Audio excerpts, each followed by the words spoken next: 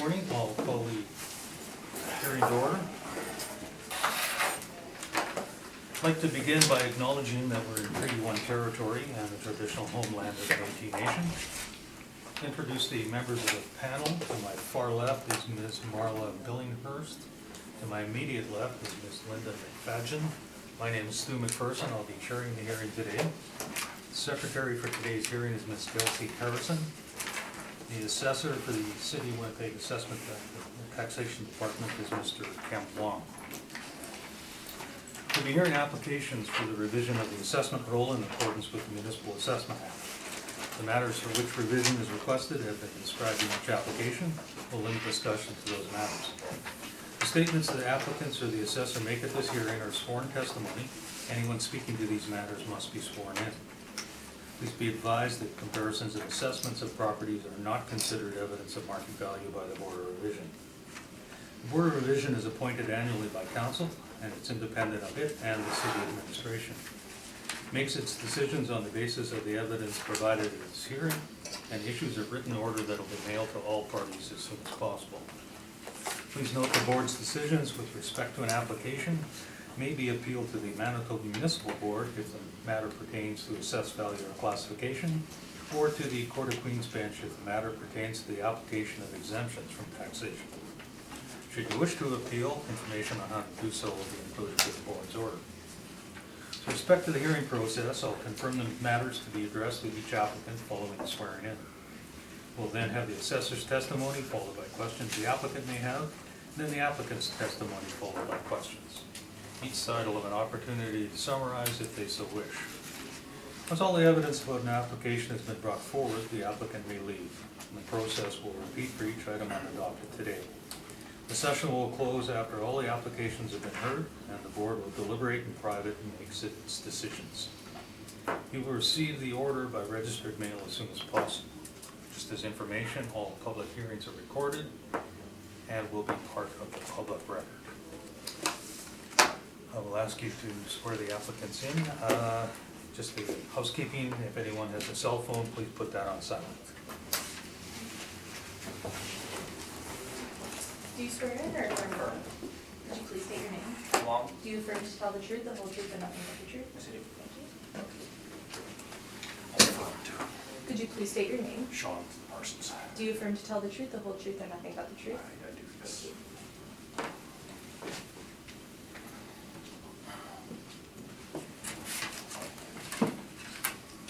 Morning, Mr. Parsons. You're representing the owners of 75 South Park Drive, Correct. and it's just the amount of the assessed value that we're dealing with today? Yes, sir. Thank you.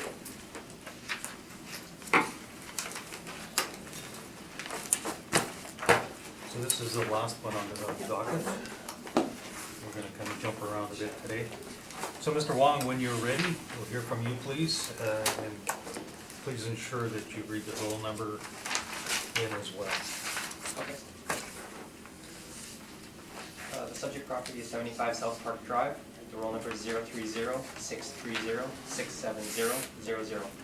It's a residential apartment block that's 2 stories high. It was built in 1972 and it has 30 units with 30 outdoor parking stalls.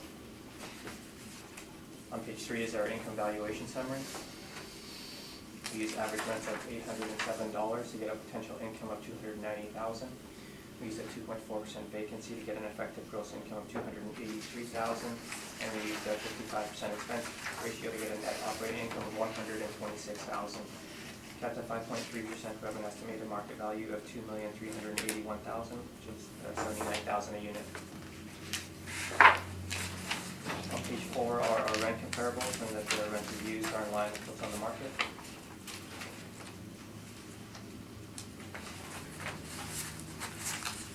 On page 5 is information on how we derived our cap rates.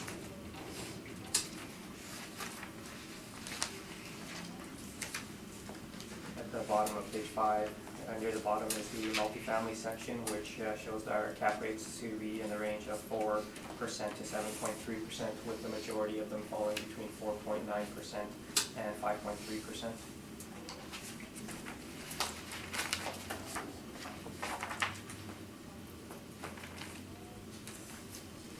On page 6 some cap rate sales.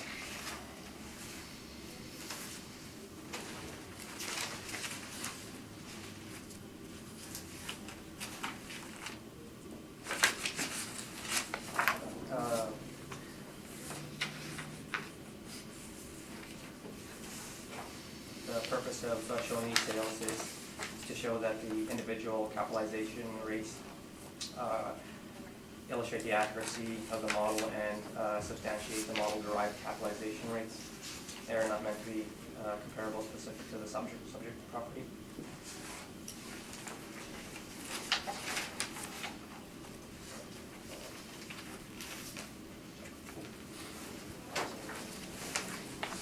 On page 8 is a picture of the subject property with its location.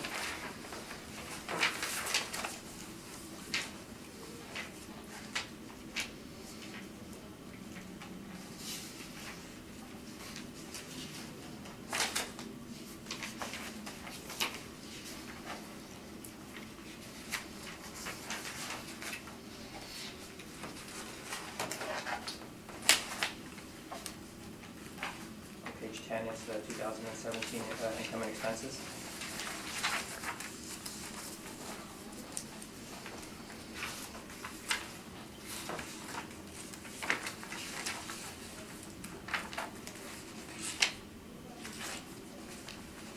The remaining pages are the income and expenses for 16 and 15. The operating income for 17 is about 125,000, and for 16 is about 121,000, and for 15 is 128,000.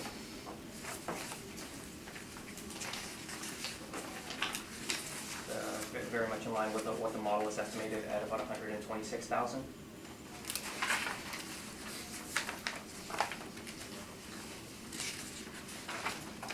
The performance of the property supports the model, and the cap rates are supported by the market. And I ask you to confirm the assessed value at $2,381,000. Thank you.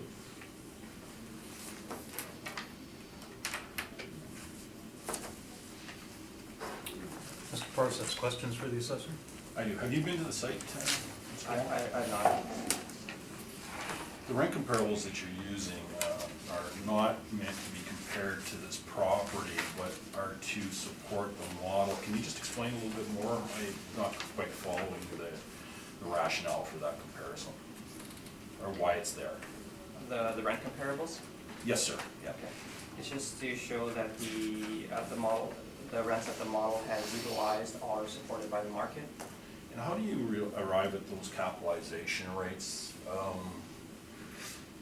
My understanding is that you're using income and expense mailers divided into the capitalization rate, or into the purchase price of the property, excluding any extra costs. No, it's more like the direct capitalization where we have time,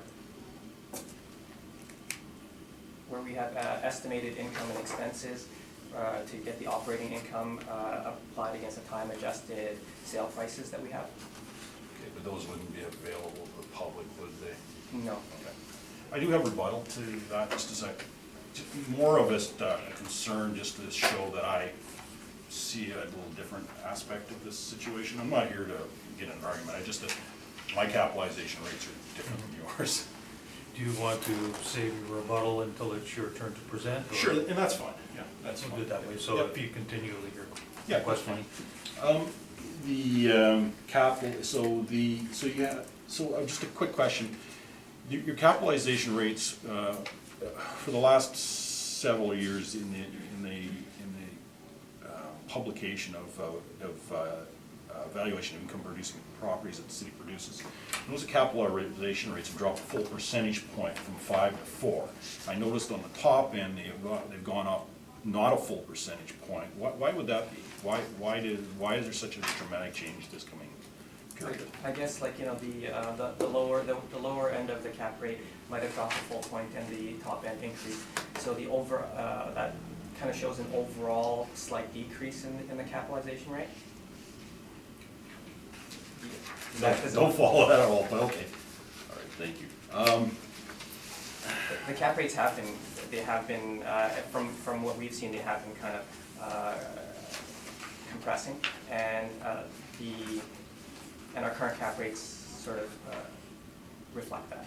So then if your cap rates are compressing, is that still because there's still an awful lot of properties being purchased for the position or reposition, the purpose of purchase and then reposition to increase the rent for a higher return? Would that be part of it? Potentially, it would be hard for us to say. Okay.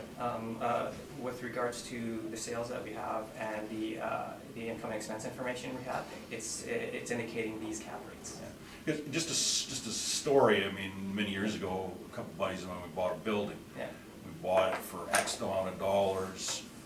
We looked at how much money it was gonna cost to renovate the building, how much money we thought we were gonna get out of it in return. I don't even know what the cap rate is, but I'd be south of 4%. It was such a terrible building. So my point is that if that's still continuing to be evaluated in that, just like I did, we don't know what the cap rate is. I don't know if I'll ever know what that cap rate was. I know at the end, it was about a 5.5 cap rate. Yeah. But my point is that that would certainly drive down a cap rate because nobody's really looking at it for repositioning properties, right? Yeah, it could potentially drive Yeah, down the cap okay. rate. No, it could potentially drive down the cap rate a little bit, but when we utilize those, say 4.5% cap rates, it indicates an accurate assessment value, and so that's kind of how we're looking at it. So, but then just go back one step on the last question, is that you're not using these as comparables to this property in specific, are you? No, they're just used to substantiate To the model. the accuracy of the model. Okay, all right, those are my questions. Thank you. Ms. Billinghurst, questions for the assessor? So this is model driven? Yes, Okay, I wasn't sure, because I know I was close to. sometimes it happens. Like, wow. Okay, that's all, thanks. Ms. McFadden? I have no further questions. Just for clarification, your comparable cap rates that you supplied on page 6, Yes, so these are the actual sale price, and then it's just the reported actual NOI that's yes. utilized in order to come up with that? Yeah, it's So it's not stabilized at all, and it's not done consistently with the model the way that that's developed? no, this is outside the model. I'll Right. just go through just a small section on that page, which is the second paragraph. The net operating income has been developed through stabilizing owner reported income and expense information. The capitalization rates have been derived by dividing the property's net operating income, stabilized net operating income, against the sale price. Okay, so they've all been stabilized consistently though? Yes. Can I have a follow-up question, please? Sure. Just on your point here, it says it's been stabilized from owner reported income. Would that not be the income and expense mailers?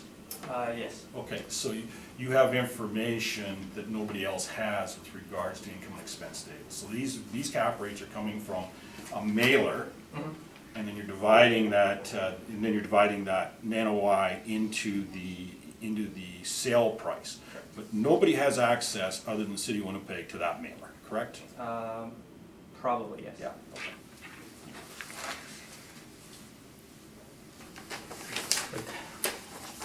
And I think we've already established that it's model driven.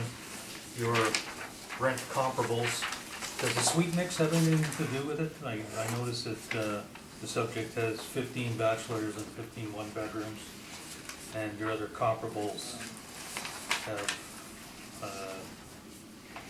substantially more one-bedroom, some of them have two bedrooms, so would that affect the average monthly rent? Because that would include the entire mix, would it not? It would, and it would in the cases where the comparables are a higher 1 and 2 bedroom ratio compared to bachelors, it would have a higher average rent. With regards to how much the suite mix affects the rent, I'm not really too sure, but I do know that the size of the building affects the rent, and so the rent that is utilized is, the size of the building is taken into consideration. So the different suite mixes, say 2 and 3 bedrooms, I'm assuming the buildings would typically be bigger, and it would be considered in terms of establishing the rent. Okay, and this, by the photograph, looks like a fairly typical, 2.5-story walk-up type apartment. It appears so, yes. Yeah, and in Fort Garry, I noticed all your comparables are outside that region. And were there nothing in Fort Garry similar to this that could have been utilized? Like you're looking where in Ward 2, no, Ward 1, I guess, and St. Vital and St. Boniface.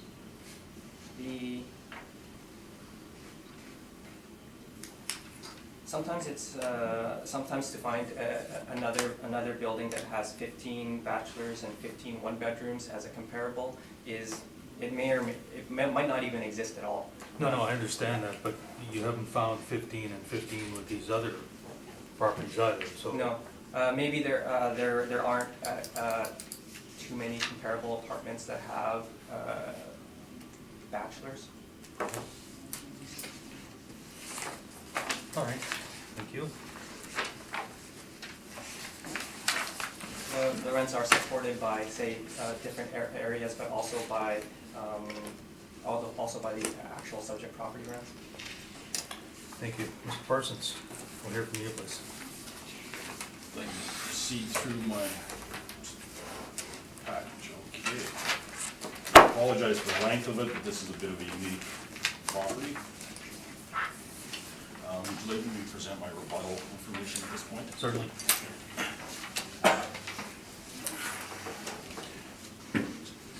Just on the matter of the cap rates, these are 2 comparables that were in the cap rate model here. I just wanted to In the assessor's in information? the assessor's model, yes. And I just wanted to point out that they're different.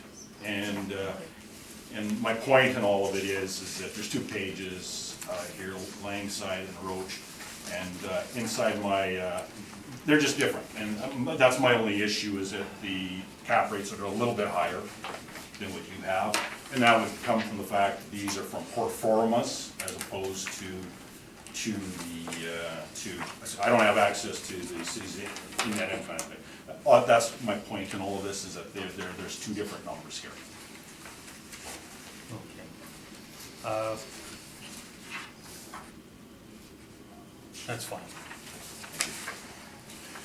So folks, so just a little housekeeping here on this. It's lengthy. I'll go through this. Just as a starting summary here, this property was expropriated several years for Phase 2 bus rapid transit.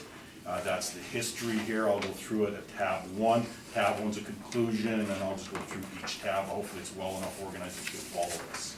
Tab 1's just a brief summary of the property. Property was expropriated to constitute.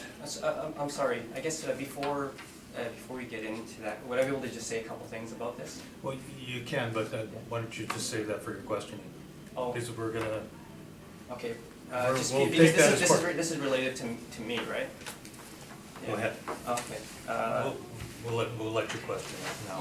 Yeah, I just, maybe it's more of a, not necessarily a question, but observation, is that we, for, I guess, 277 Langside, the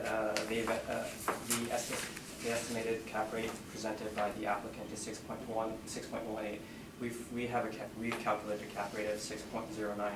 I think we can both have slightly different numbers, and we could still both be right, or not be right, but it's okay to have different numbers. You get 2 appraisers to come up to look at the same information, the chance of them coming up with the exact same number is, I would say, low. So I would say we're very close with regards to 277 Langside. And with regards to 191 Roach, we have it at 4.84, and the applicant is indicating 5.4. The mailer for the subject property submitted by the owner, they indicated a cap rate of 5%. So it just goes to show that there could be different numbers. It doesn't necessarily mean that, you know, anybody's right or wrong, but as long as we're consistently going about it the same way, you know, I think it's fine. So I just wanted to make that statement regarding the rebuttal information. Just in response, maybe. Certainly. My only point is that the city has probably more detailed information. As a purchaser, I'm having to rely on performance and sale price. That's all I'm saying. Yeah. I don't have access to net income operating statements supplied by owner after the fact. Yeah. That's all I'm saying. Okay, that's it. Sorry, did the panel have any questions about the rebuttal evidence? Please, Mr. Parsons, continue. So 75 South Park Drive was expropriated to make way for phase 1 or phase 2 bus rapid transit.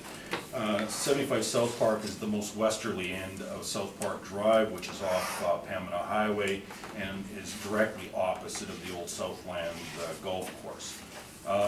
There is a rail line that runs north and south that parallels 75 South Park Drive, and that rail line has been moved, and the bus rapid transit went between the building and that rail line. During the hearings, at the public hearings, it was revealed that there would be upwards of 250 to 300 buses on a regular route. And then on a Blue Bomber game day, you could see as many, or some kind of a concert series at the stadium, for example, at the university.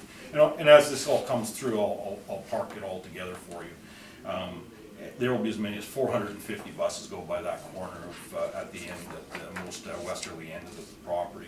The main concern, obviously, is going to be the disturbance, the noise, the acceleration, deacceleration, the turning, squeaking brakes. So the owner in this case has been, we've appealed this several times on the basis of this, and in the previous 2 cycles, we've been awarded 6% cap rates. As I go through this, then I will present sort of on an ongoing basis. It'll all end up referring back to these first 2 pages, but we're thinking, I have no dog in your fight for the income. I prefer that we use my NOI because it's accurate, it's site specific, but I have really no dog in this fight for the NOI, because we're 300 and change dollars, less than $400 apart. It is cap rate for me here, and it's cap rate due to significant and specific changes, unlike any other property in Winnipeg, maybe with the exception of one directly across the road. I'd like to turn you to tab 2, please. Tab 2, page 5 is the comparables of the net operating income. It's $386 difference, as mentioned. I do not have a dog in this fight for that, but I do think it's appropriate to use my NOI as it's site specific.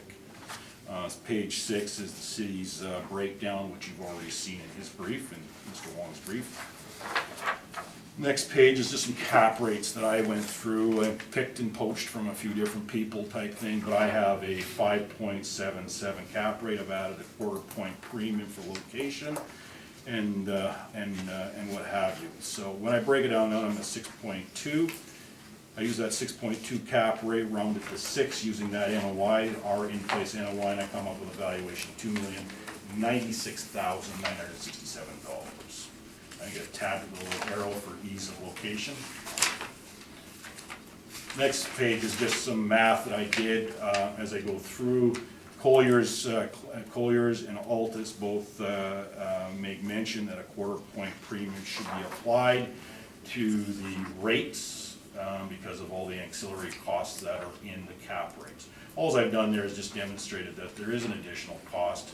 That's in paragraph 3.1, line 13. It's a 0.14 deviation. Going back to earlier comments about the 0.1 difference between 190, 277 line might be something as land tax that could be removed from it. It would not be in the mailer, for example. Tab 4 is just the broker rates, and I want to use this is broker rates.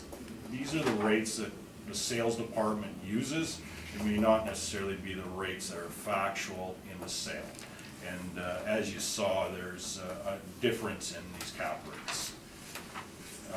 As you can see on page 10, I've gone through this here. This is from Stevenson Advisors. It's some breakdown here. I've stroked out a couple because, first of all, Smith Street is a 5.1 estimate, so as far as I'm concerned, an estimate's not good enough for valuation. Leela Avenue, I manage that building, and I know for a fact it was not purchased at a 4.4% cap rate. There was some rent compliance issues prior to that. So it can't be used. The building prior to sale had not been in compliance with the RTB. Upon sale, it had just been brought in, so that one is not an accurate representation. I use Corden, McCrae, and I've also stroked out the cap rate for Ward, because Ward, in fact, sold for $18 million using the Performa, which is in here, is a 5.44 cap rate. Again, assessors acknowledge that they're using income and expense mailers to capitalize their values. And then page number 11 here is just, it's a Johnson report. You can see items 3 and 4. There was no addresses to those, but you can, if you look across, you can see there's addresses here. It's the same values, so I just wanted to make sure that you're not thinking I'm blowing smoke here. Page number 12 is just from Altus thing. They make a reference here in under the market report. There's a paragraph under that box there. And at the very end of it says, at the very last sentence, it says to adjust Collier's cap rates for closing costs, a premium of 0.25. So I've added 0.25, but not for the same reasons, but it does include those, it does include both sides of the equation. Altus Expert Services here, they've given you a list of cap rates. The reason for that is I did use a couple of them. I tried to pick properties from across the city, just so I'm not pigeonholing that property, and that you can see that there are high cap rates, anywhere from 6 to, in these buildings. Now I picked 215 Lavière because it was a 1973 building, and it's a 5.92, and that is in the cap rate that I provided you earlier. Page 14 is an excerpt from a hearing in 2016. If you just want to bump to page 15, it gives you the date, the assessor, and the time of that live stream hearing in which this information was brought, but the information was that cap rates need to have adjusted closing costs. Broker rates, these are broker rates in here, and that adjusted closing costs are necessary to defer to actually calculate the actual cost, calculate the actual cap rates.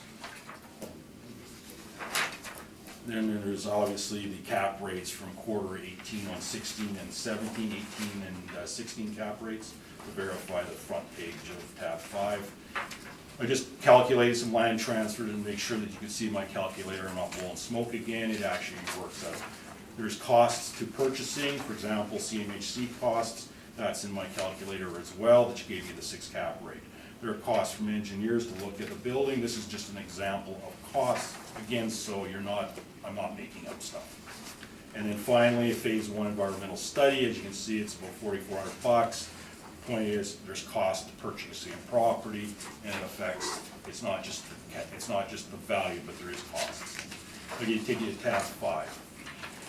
Earlier I mentioned about this is the city, this is compiled the annual data from the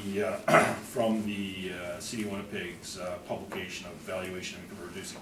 This is where at the very bottom it says cap rates. I'd just like to point out that in 2020 it was a 4%, a complete 1% significant dip, whereas the cap rates for the low end, or the time adjusted April 1st line, the very bottom line, they're 7.3 to 6.75, so they haven't seen the same deviation as the low end.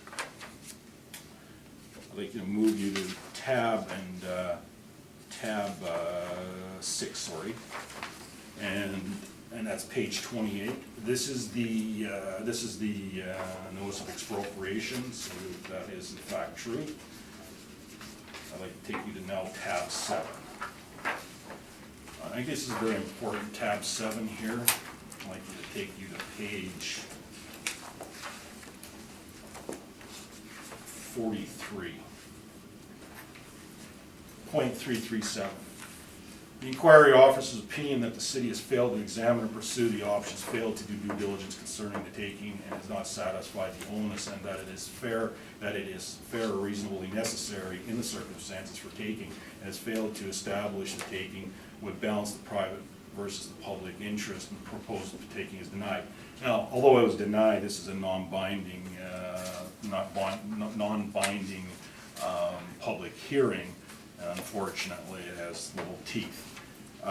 However, it is, I think it is representative of the opinions of the hearing officer. I'd like to take you to page 45, if you don't mind. The very bottom paragraph is paragraph 346. It's clear that the nature of the design of South Park being dramatically altered. The proposed would have to go from a quiet residential street to a major thoroughfare. The change of design was developed late in the process. The objector has, next page, and submitted that the inquiry officer not approve South Park Drive over the previous Markham Road. And then it goes on to say that on 3.347, that the impact on the apartment block and neighboring are significant and unfortunately disappointing. The city is making the changes of the routing after the November 13th open house and would have contacted the owner of the property. We had no idea that this was going to happen. And then I'd just like to take you to page, it's not tabbed, I don't think, but the very bottom of page 48, there's a double line, and this is the taking of property involuntarily from a landowner. It's contrary to history of property rights and should be done so carefully. So, long story short, it's a slap on the wrist to the city for not doing things right and kind of leaving things to not being as thorough as it should have. Tab number 8. Tab number 8 is an image. Now this is where it gets to the reason why I've applied a higher rate to the capitalization rate. As you can see, that black line, that goes right across the front steps. The expropriation took an additional meter of land, removed the boulevard, and that's where the property line was relocated to, is across the front steps of the property. Take you to page 52, which is the next page. You can see an exploded view, an overhead view, and you can see some black lines in a sort of in a teardrop sort of format with square corners. That's the taking of the land, which included 2 parking stalls. Those 2 parking stalls, I went all of last winter, for example, without 2 additional stalls, and so those have since been replaced in this summer. I'd like to take you to page 53. It's a fold-out 11x17. Again, it's a larger view. You can see the taking of the land. You can see a couple parking lots. You can see that the street is very straight, and you can see the CNR line that is north and south. I'd like to take you now to page 54. It's another fold-out page here. You can see this is the engineered drawing, although not for preliminary construction, but it is very much like this as we speak. I'd like you to see where you see the preliminary only, not for construction box. At the very left corner, if you go straight down, you will see 2 vehicles, a white vehicle, a dark vehicle, and then you'll see a slight curve. That's where the new loading zone has gone, and I will further develop that. But we have now lost all the street parking. The wide. I'm sorry to interrupt you. Could you just? Sure. I'm not sure what you're referring to. This now is a loading zone, this area here. Okay. We've lost the street parking through here, as this was originally the street here. I see. Okay. Right. Did you follow that, Mr. Assessor? The loading zone in front of the building? Yes. Yeah. If you don't mind, I can certainly. This is the loading zone here. Yeah. It has now been put back, but we've lost the street parking through here. This used to be the street out here. Okay. Okay.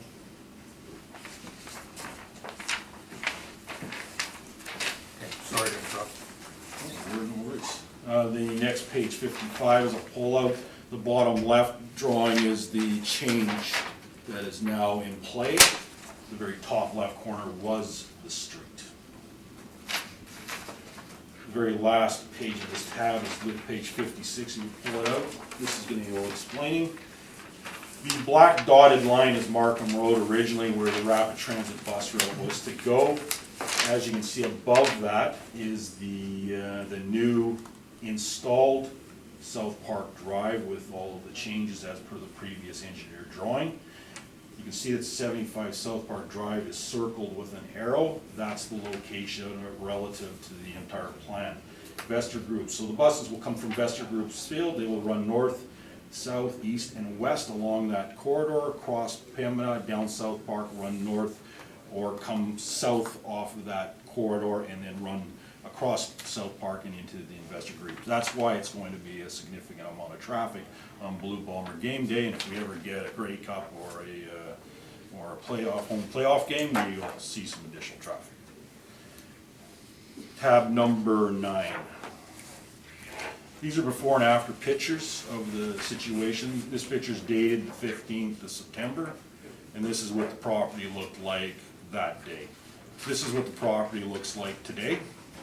As you can see, it's been completely deforested. Next page is page 59, is the north-south along the CNR line. That's what it looked like in 2015. This is what it looks like today.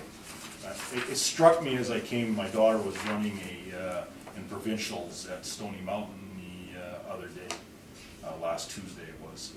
And it struck me that this looks very much like Stony Mountain Prison with all of that wire and fencing and everything else like that. It's very barren. 61 page is just a shot backwards of the corner, looking north up the transit corridor. Page 62 is the actual active transportation path, which would have, where the stop signs are there in that picture.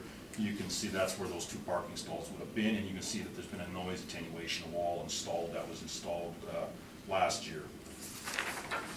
Again, same picture, it's an extra photo, 63, you can disregard that. And there's page 64 is a picture of pre-construction, and reasonably similar picture post-construction. Those aren't, that isn't shrubs on the front there at the street, those are weeds. There's the page 66 is the east-west view in front of the building. Page 67 is the view after at construction last year. And again, 68 is a similar picture. The page 69 is a picture of the CNR track at the end. You can see all the trees. There's a noise attenuation wall there now. On the next page you'll see that, but it's been all deforested. And as you can see on my page 70, the construction, the posts for the noise attenuation wall. Now, tab 10 is a picture of a large loading vehicle, and this is where that loading zone comes into play. That's a priority 1 street or a priority 2 street with high bus volume traffic. That truck will not be able to unload a crate for a foreign student or somebody that's had furniture in storage.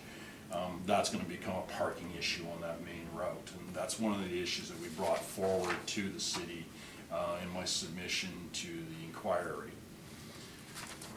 Number 70, page 72 is a noise attenuation wall that I would have liked, but what we basically got was, I think it's called a J wall or a Franklin wall. It's an inverted T, and on top of it is chain link. We wanted something a little more appealing. Page 73 is an 11 by 17 pullout, and this was a submission that we made to the city of Winnipeg, and to date, the loading zone has been replaced, but the configuration of the roadway has been changed, so that loading zone may become problematic to larger vehicles. We've lost some tenant parking on the street, so there's a bit of an amenity that's gone there that was once there by having a straight line street. The property line relocation is 1 meter closer. The steps had to be removed from the building, oriented 90 degrees to the east, because there was no room left. Lost street parking again. Sorry, there was some tenant lost parking there for a year. We lost 2 stalls for a year. Although there was a temporary parking stall with electricity or parking across the road for construction. We utilized it, but we didn't have parking, electrified parking. Big concern for us will be noise, points of, there's points of stop, start, squeaky brakes, acceleration, deceleration. That's a concern for the owner. garbage pickup at that point had some concerns due to the configuration. I think it's been slightly reconfiguration. Snow storage is gonna be an issue for us. We'll have to figure that as we go out. Corner reconfiguration, of course, for Russ Rapid Transit, garbage trucks, tractor trailers, moving vehicles, that could be a little challenging for those vehicles. Rapid Transit, bus stops, there was really no improvement in bus service out of all of that reconfiguration.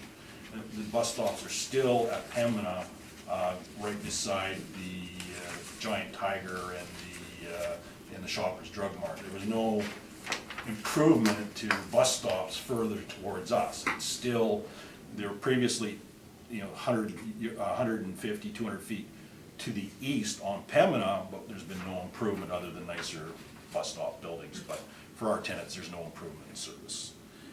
And the last one is not really viable for this. And on the last pages 74, 75, and 76, or 74 and 75, sorry, are previous quarter revision units. That's my submission. Thank you.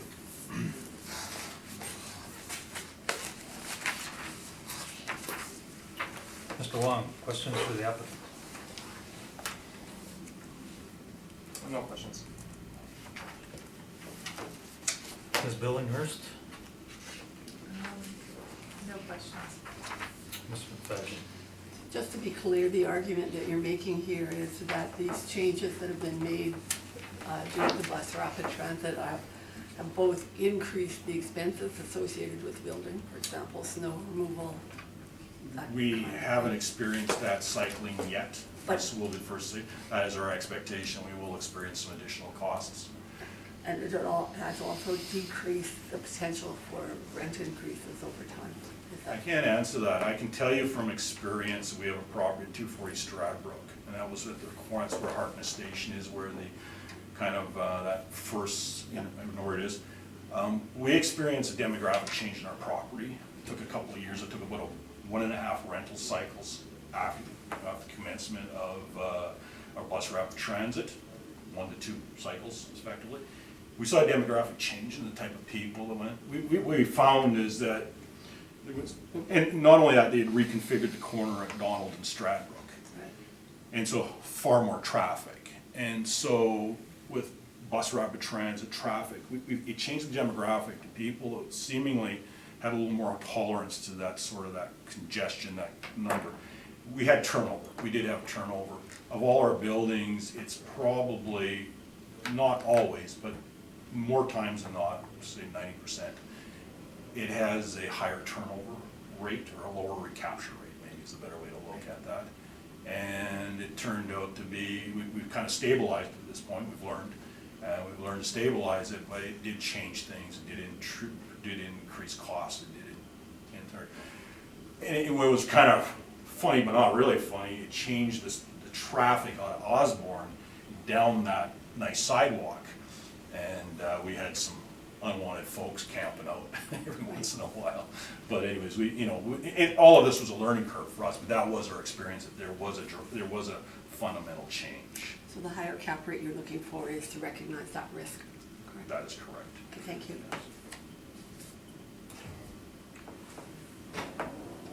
That was my question as well, and as you've stated, it's a little bit too early to tell what effect it's going to have on this particular property. As far as vacancy, as far as rent increases, turnover. I mean, you're anticipating this. I'm anticipating on this, the yes. basis of what's happened Yes. in a We different had some area. turnover this year. We ran a little more vacancy, well, somewhat more vacancy. This year, the vacancy occurred due to the construction of the area. It was difficult for people. Mhm. But I can't honestly say here that I've experienced that yet. However, our anticipation is that it's going to happen. And being that this is for the 2020 assessment, because that quarter goes into play next April. So, And I know it's mostly a cap rate issue that you have, but as far as the NOI, you suggested using yours, which is the actual I&E return, is that That's correct? correct, sir. The 125,818, Yes, sir. which is very close to what the assessment department is using. I think if I'm that close, we should use mine. I'm not trying to be Mhm. difficult, I just think it's fair. Yeah, I'm just wondering, you talked about parking, losing a couple of spots, bringing them back. Is that included in this rent? There's no No, revenue? we were fortunate last year in that we had one tenant that did use a stall, and there was some parking across the street for construction crews. We utilized it, and it wasn't a huge issue. We just got lucky, that's all. That parking stall has been, those two stalls now have been replaced. No, but my question is there an additional charge for No, parking? it's included. It's included in That's that. correct. Sorry, I should have listened more carefully. That's okay. Okay, thank you. Any desire for the summation, Mr. Baum? I'm good. Mr. Parsons? Yeah, just one thing. My cap rate, my increased cap rate was 6% is not being challenged here, and because it's not being challenged, I shouldn't think it should be accepted. Thank you. Yep. Leave that with us. And you'll receive the order registered mail in due course. All right, thank you very much, folks. Thank you for your presentation. Can I get a copy of the rebuttal, Sure. which is posted, was it? Yep.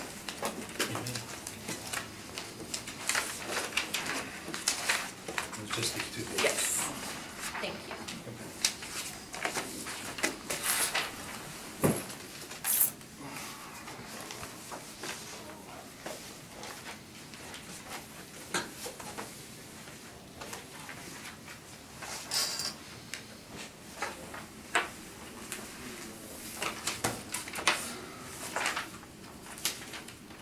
Morning, Mr. Smith. Good morning. You're representing the owners for three properties today, 607 Leela, 387 Edison, 1035 Monroe. Is it just the amount of assessed value we're dealing with here? It is, yes. Thank you. And is there any preferences to what order we hear these in, No, there really isn't. or the assessor, there's no preference?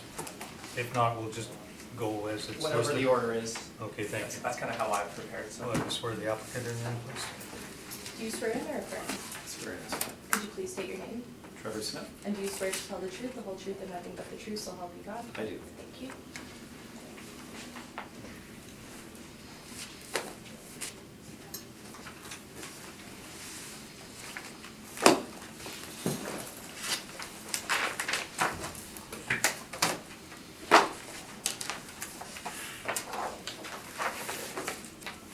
Okay, so the first property we'll deal with, Mr. Smith, is 607 Leela. When you're ready, Mr. Assessor, we'll hear from you, please.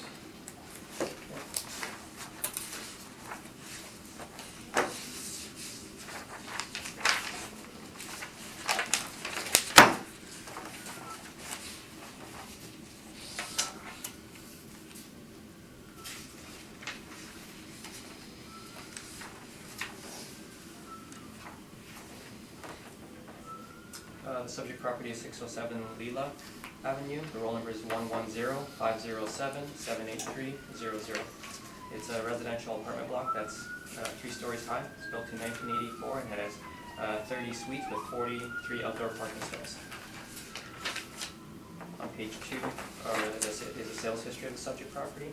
Sold in June 2017 for $3,100,000.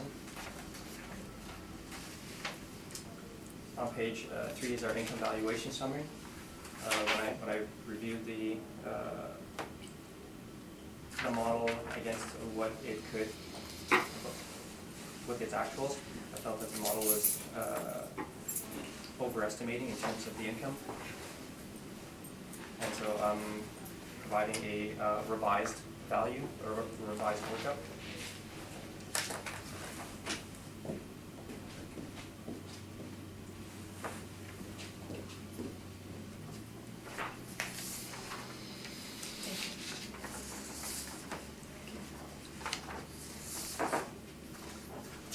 Okay. In the revised income valuation summary, we used rents of $856 to get a potential income of $308,000. Used a 3% vacancy to get an effective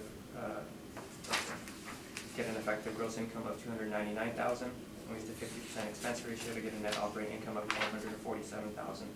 Capped at 5% to have an estimated market value of $2,949,000, which is $98,000 per unit.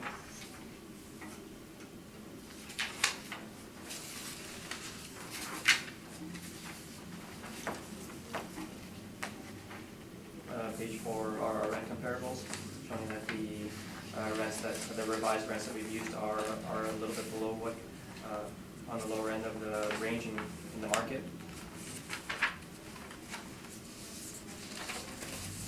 On page 5 is information on how we derived our cap rates, ranging from 4 to 7.3%, and the majority of them falling in between 4.9 and 5.3%.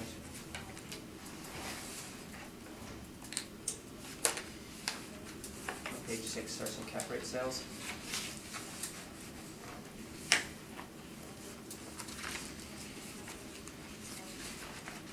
On page 8 is a picture of the subject property with this location.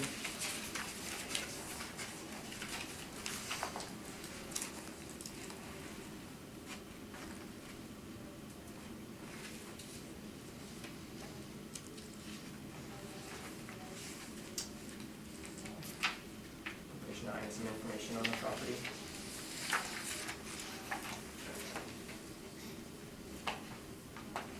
On page 10 is the 2017 income expenses submitted by the owner.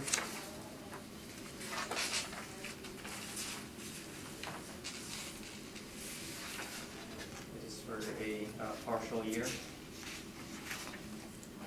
On page 12. On the bottom of page 12, it's indicating that the property manager started in June 2017. So the expenses are, or the income and expenses are for 7 months for 2017.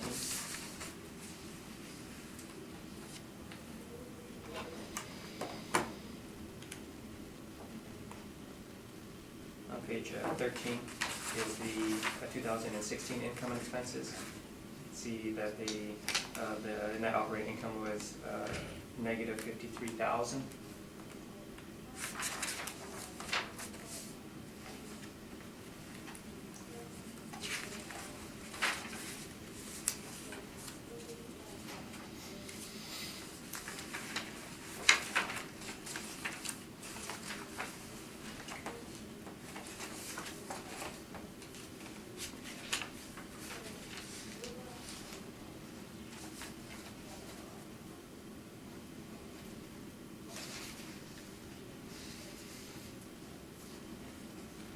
So the revised rents are supported by market, and the expenses and the cap rate are in line with the market.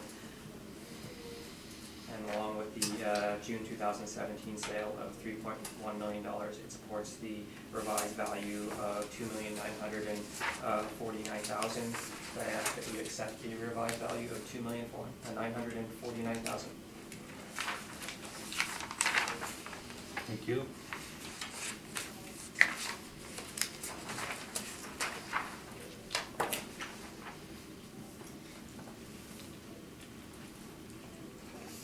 Mr. Smith, questions for the assessor? Yes, first I'd just like to thank the city for acknowledging that the rental structure was out of line with the actual property, and making an adjustment on that front. I do have some questions. With the revised value, you come to a gross potential rent of $308,459. Is that an adjustment to the model that came up with that, and what, do you recall what the change was there? Well, I guess certain properties perform better than others, even though they might look identical, and this one was overshooting, so I made an adjustment to the income quality, the quality of building that this building is, to more accurately reflect the actual performance. Okay, I see, thank you. So we're at 308,459, which is 856, 857 on average per month per unit. Just very quickly looking at the rental, yeah. First I'll ask the question for all three properties today. Given workload, you probably didn't have a chance to inspect the properties, is that correct? Probably not. Right. So you couldn't necessarily comment regarding the condition of this one versus some of the other comparables, et cetera? No. Okay, thank you. This is just doing some review of the comparables on page number 4. I had I looked at 4 comparables here. 595 Leela Avenue. When I looked this up online, it indicated that the units have been newly renovated and are spacious. That would affect what rent would be driven for that, I guess. Potentially. Okay. And again, I recognize the workload that the city is under, and you may not have time to look at these details. The number 2 there, 1075 Andrews, it indicated they're extra large units. If you look at the gross floor area, they would be considerably larger than the subject. That might drive a higher rent as well. Potentially. Okay. And the fourth comparable there, 455 Leela, again, looking it up, it indicated that they have in-suite washer dryers, fireplaces, there's a pool, they have dishwashers in the unit. Again, these would be amenities that would probably drive a higher rental rate as well, would they not? Potentially. Okay, thank you. Moving on to capitalization rate, and I just wanted to clarify, as I guess I heard 2 different things here. Looking at page number 5, there's the city's, the city's cap rate study, indicating an overall range from 4 to 7.3 and a 20th to 80th percentile 4.9 to 5.3. When the earlier appellant today had asked how the capitalization rates were generated, the initial response was that they were based on model-generated income and expense against time-adjusted sale prices, as stated at the top of page 5. Is that how they were done? Yes. Okay. So the capitalization rates on page number 6 then will be done in that same manner, correct? No. I'm not sure that I follow. So are we looking at 2 different things then? So the cap rate study. The cap rate evidence is the net operating income has been developed through stabilizing owner-reported income and expense information. Capitalization rates have been derived by dividing the property's net operating income by its sale price. Mhm. Yeah. By the time adjusted sale price. No. Oh, I'm sorry, this is on page, sorry, I think I'm on track now. So the cap rate study on page number 5 and the range and the caps that are used in that are done in the manner as indicated on page 5, and the ones that are shown on page 6 are done through stabilization of the actual income and expense information divided by the sale price. One is mass appraisal, the other is site specific. Now I'm fair. Okay. Thank you for that.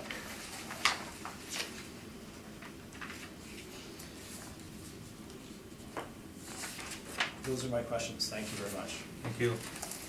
Ms. Billinghurst. No question. Ms. McFadden. No question. The sale.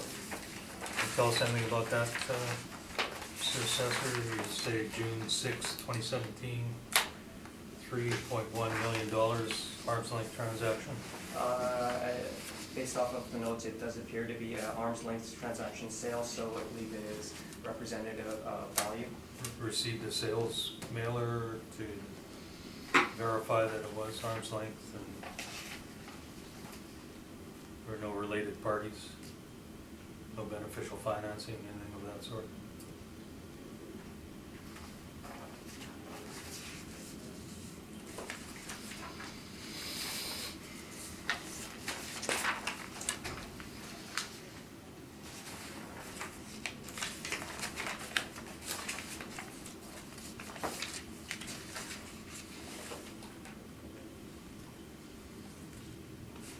It was an arm's length transaction, and there was no indication, no intent to renovate the property, and no intent to change the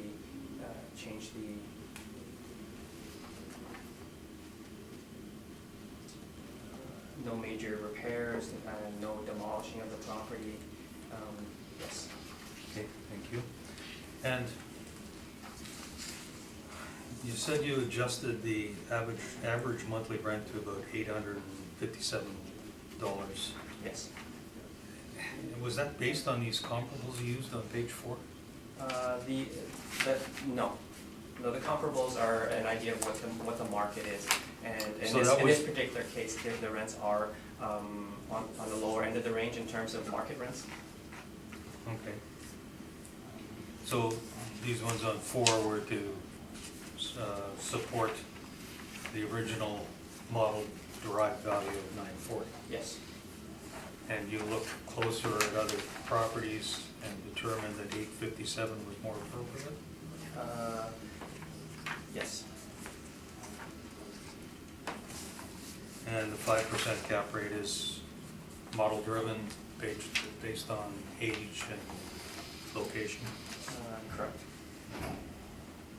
And it does, basically, the different model parameters appear to be, they are estimating the market value accurately. Thank you. Mr. Smith, we'll hear from you, please. Great, thank you. So we're looking at 607 Leela Avenue in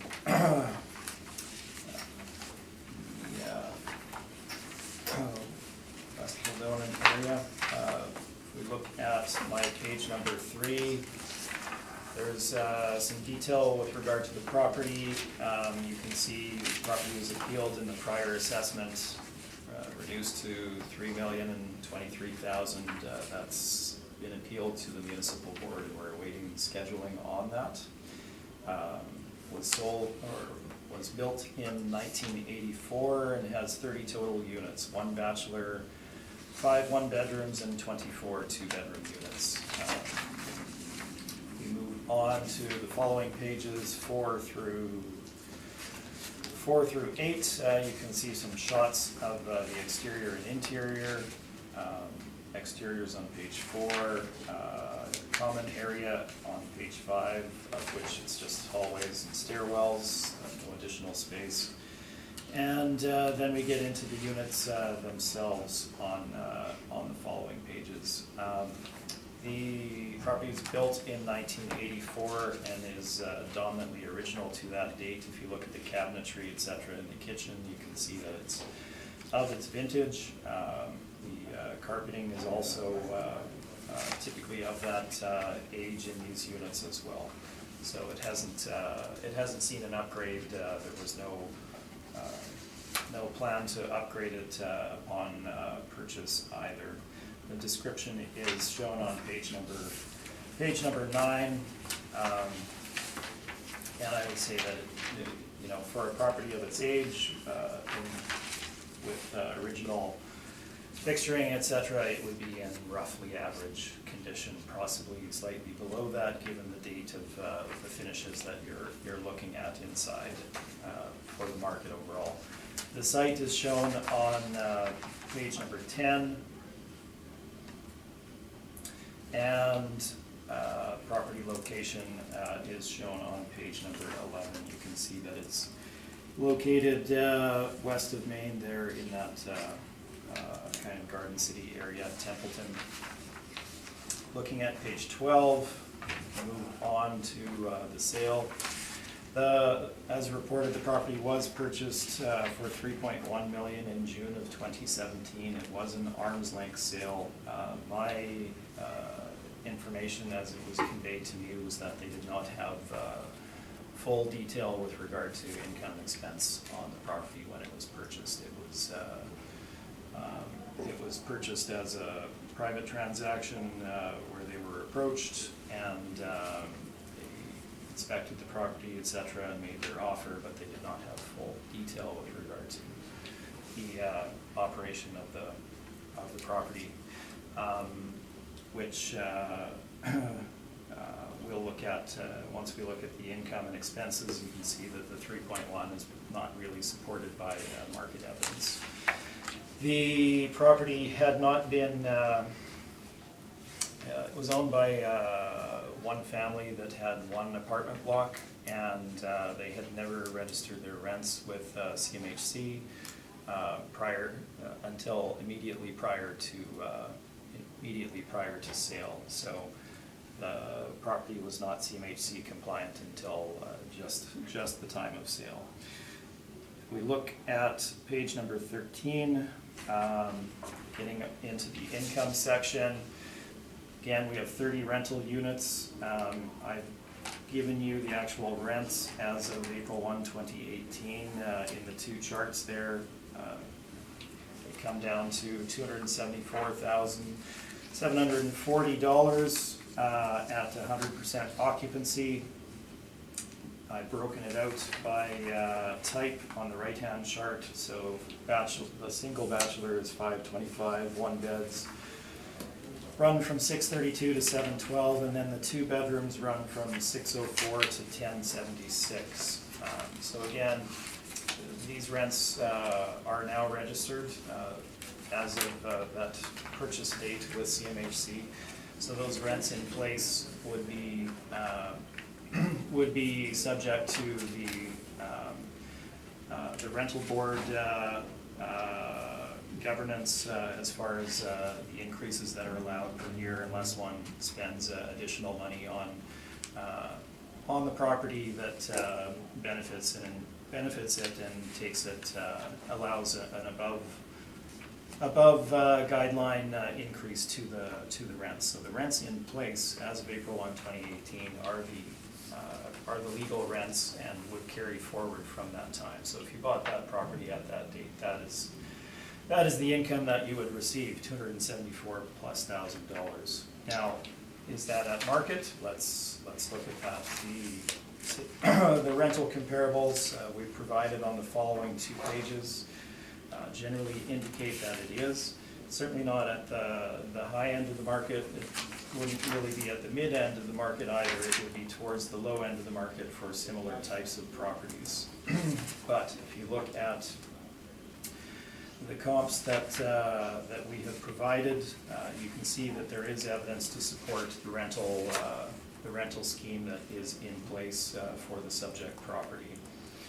We've got all of the details for you there to review if you wish. Again, the key thing to consider is that these are the legal rents and they would carry forward after a purchase on April 1, 2018. So any rental amount above that is not accurate and wouldn't be received by a purchaser.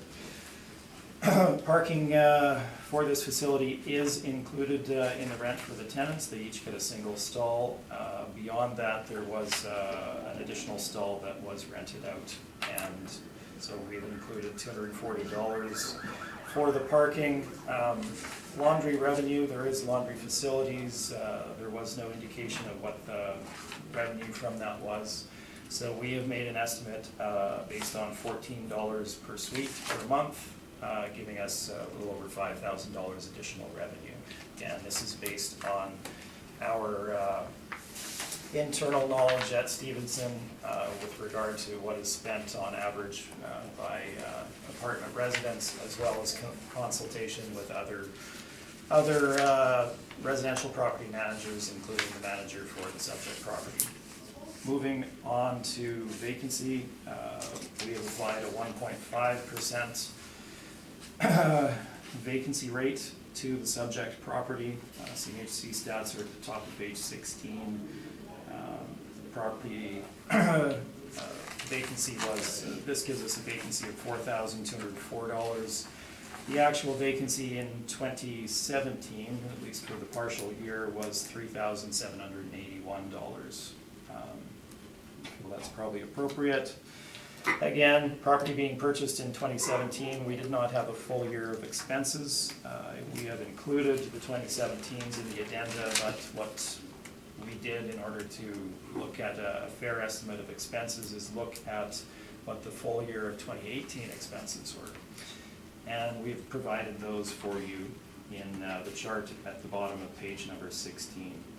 We felt that these appeared to be in line with market, and they come to $142,544. Again, this is site specific. This is under professional property manager, and would be what the expenses for the property would be. Perhaps slightly less, but it's as for 1 year on, but probably, given the swings in some things, it's probably pretty accurate. Let's move on to capitalization rate. As mentioned by the earlier appellant, the information that he had provided to the board here today, the sale at 333 Ward. If you look at the top of my chart on page number 17 regarding cap rate sales, you can see that the property did sell for $18 million, and the actual capitalization rate for that was 5.44%, taken directly from information from the purchaser of the property.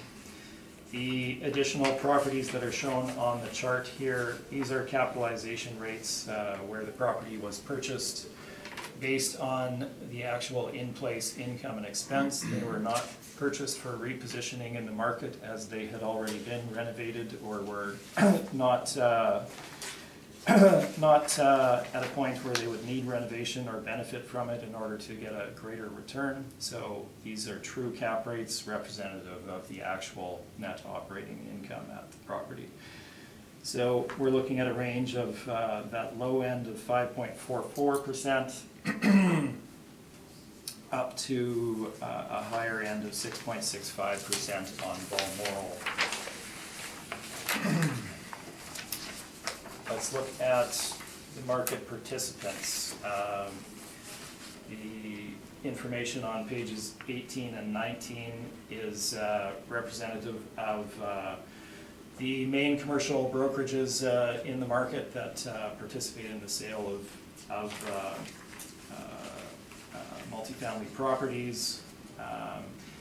The information that is presented is their impression of what the market is willing to pay on a cap rate basis for the different property types for investment grade property. Now, what they're referring to there is a very narrow snapshot looking at the upper end of the market. What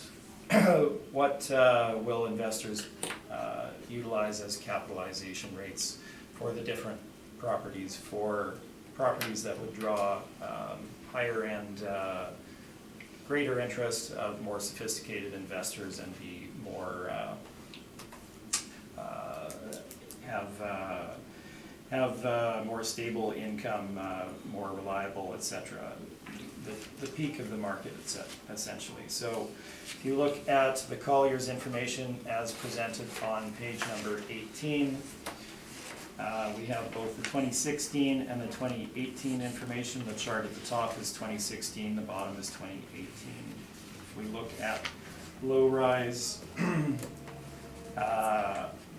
apartments, 2016 they're projecting between 5.25% and 6%. For 2018, they're projecting 5 to 6%. So very similar, essentially flatlined.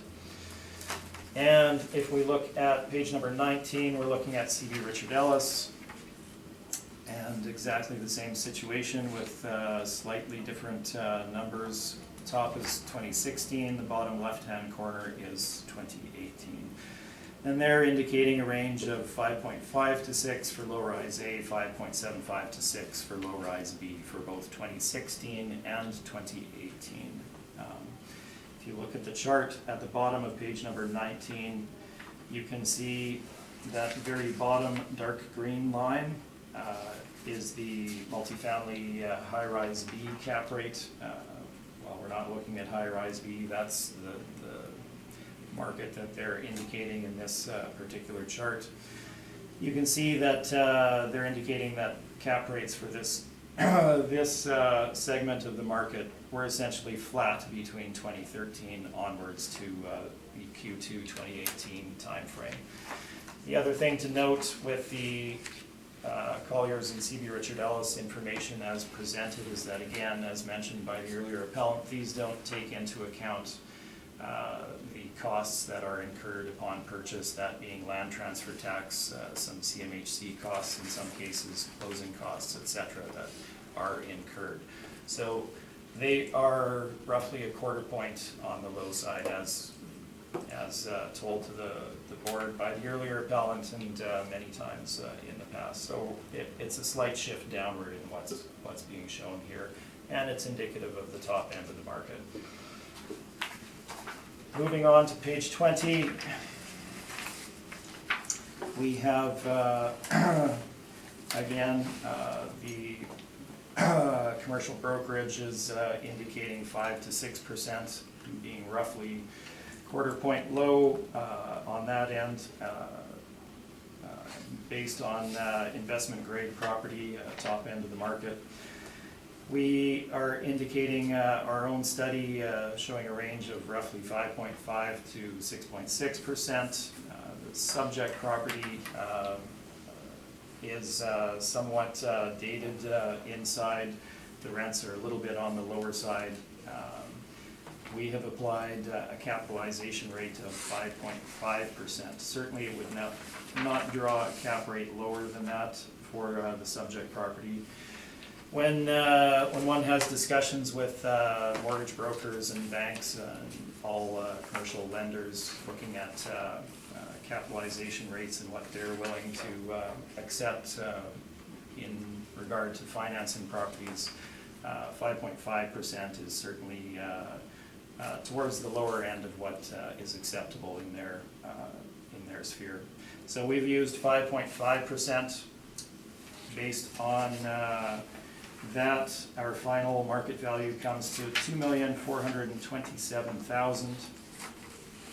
And you can see the summary of this on page number 20 in relation to the city's original valuation model, which I recognized has changed now. If you look into the addenda, we've included both the 2017 return, pardon me, and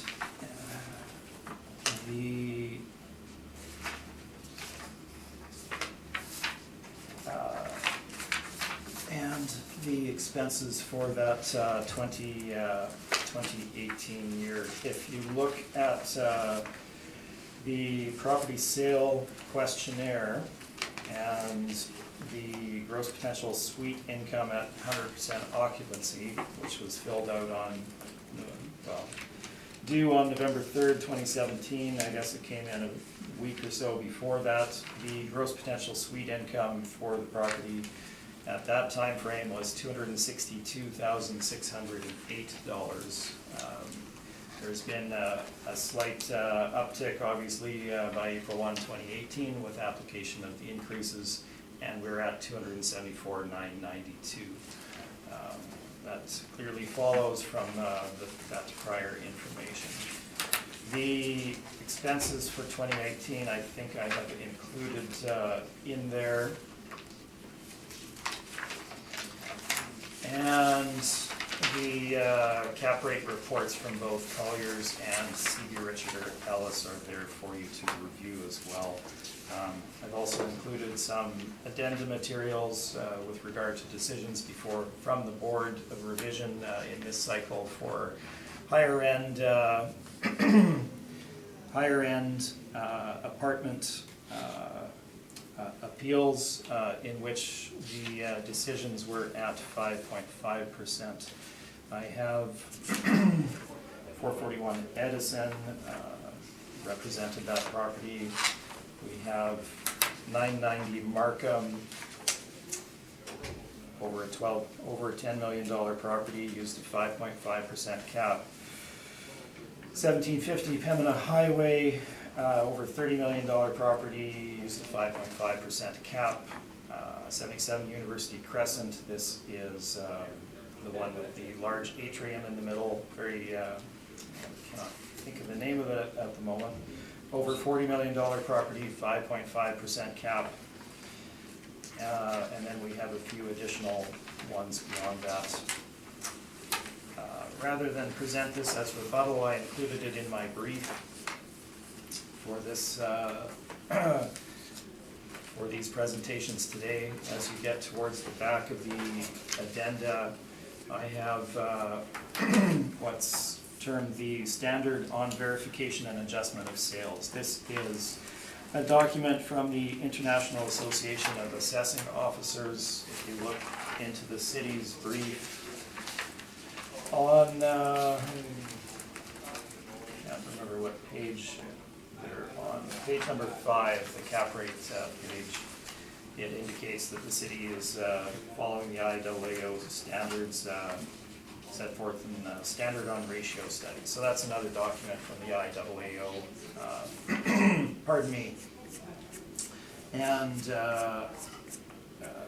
as is this document here, Standard on Verification and Adjustment of Sales. The city is obviously a member of that and would follow their rules. If you look at the highlighted component, 5.10, property characteristic changes, this is with regard to sales verification. So this is the process that assessing officers are meant to go through in arriving at sales that should be included in their studies. You flip to that section highlighted, 5.10, property characteristic changes, it notes sales data files should reflect the physical characteristics of the property when sold. For ratio studies, if significant physical changes have occurred to the property between the date of sale and the appraisal date, the sale should not be included. Now, with regard to multifamily properties, that would exclude properties that were purchased for renovation purposes, where the income and the return to the investor was significantly changed following that, when those properties were purchased for renovation and were then renovated. So if we move beyond that, there's a couple of pages here with reference to the cap rates that the city supplies on page number 6. And again, I recognize it's not from the individual assessor, but this is information from the city itself. If we look at the first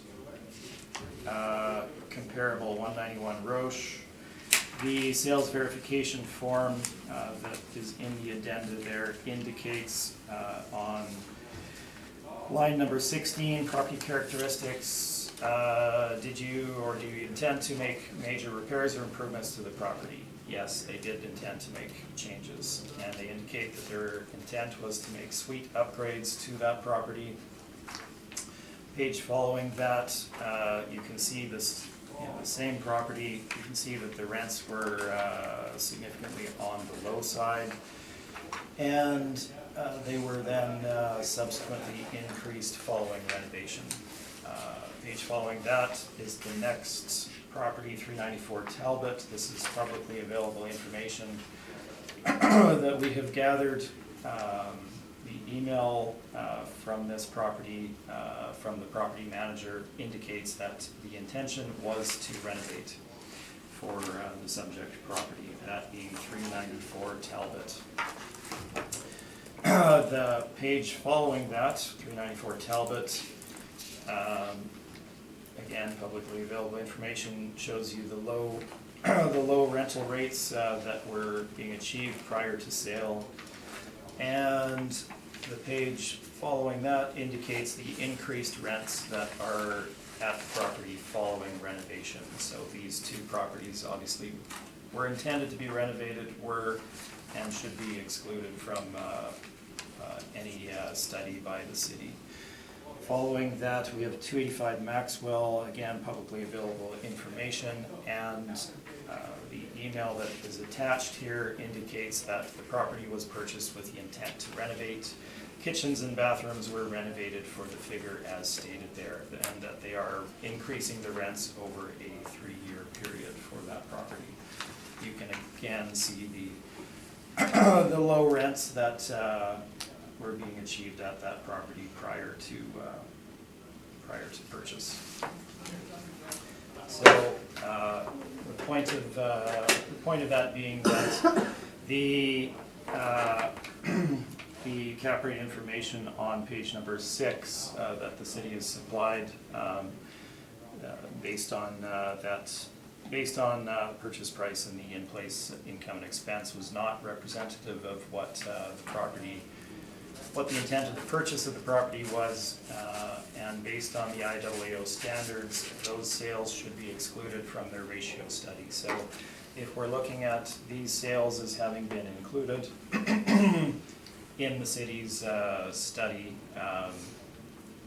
we're looking at 5 sales here.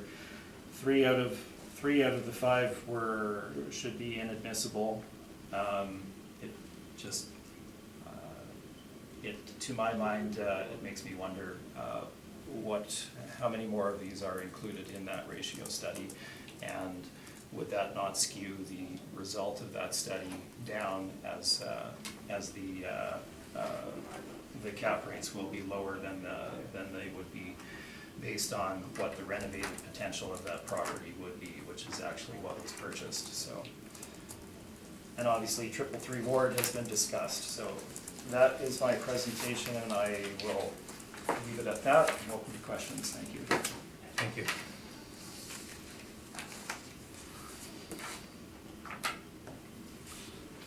Mr. Wong, questions for the applicant?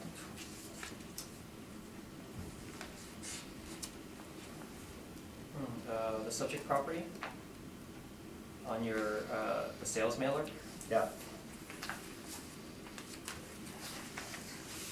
it's on the second page of the sales mailer. Where are we going to find that? In the addendum materials. Well, let's be, it's challenging to number our agendas individually. So if you look at the appendix 3, it is the first 3 pages in the addenda, pretty easy to find. First 3 pages of the addenda? That's correct. But out of appendix 3. Yeah, got it. Well, I guess, maybe before we go to there, I guess on the IAAO excerpt that you presented, you go to the 5.10 that you referred to. Yes.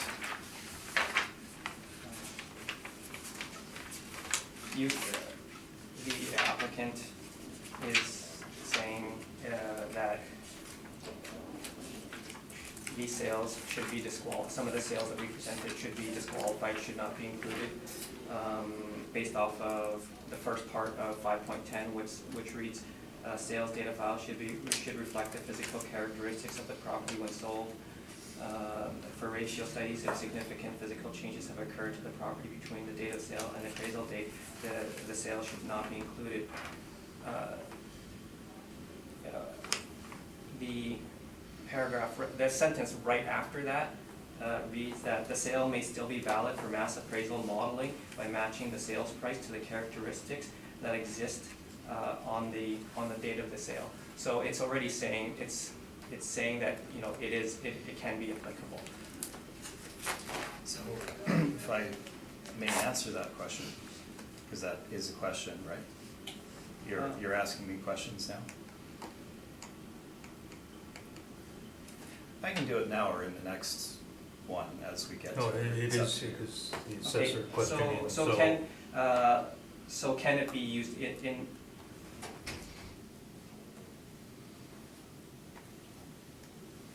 So this is saying that the sale may still be valid for mass appraisal, right?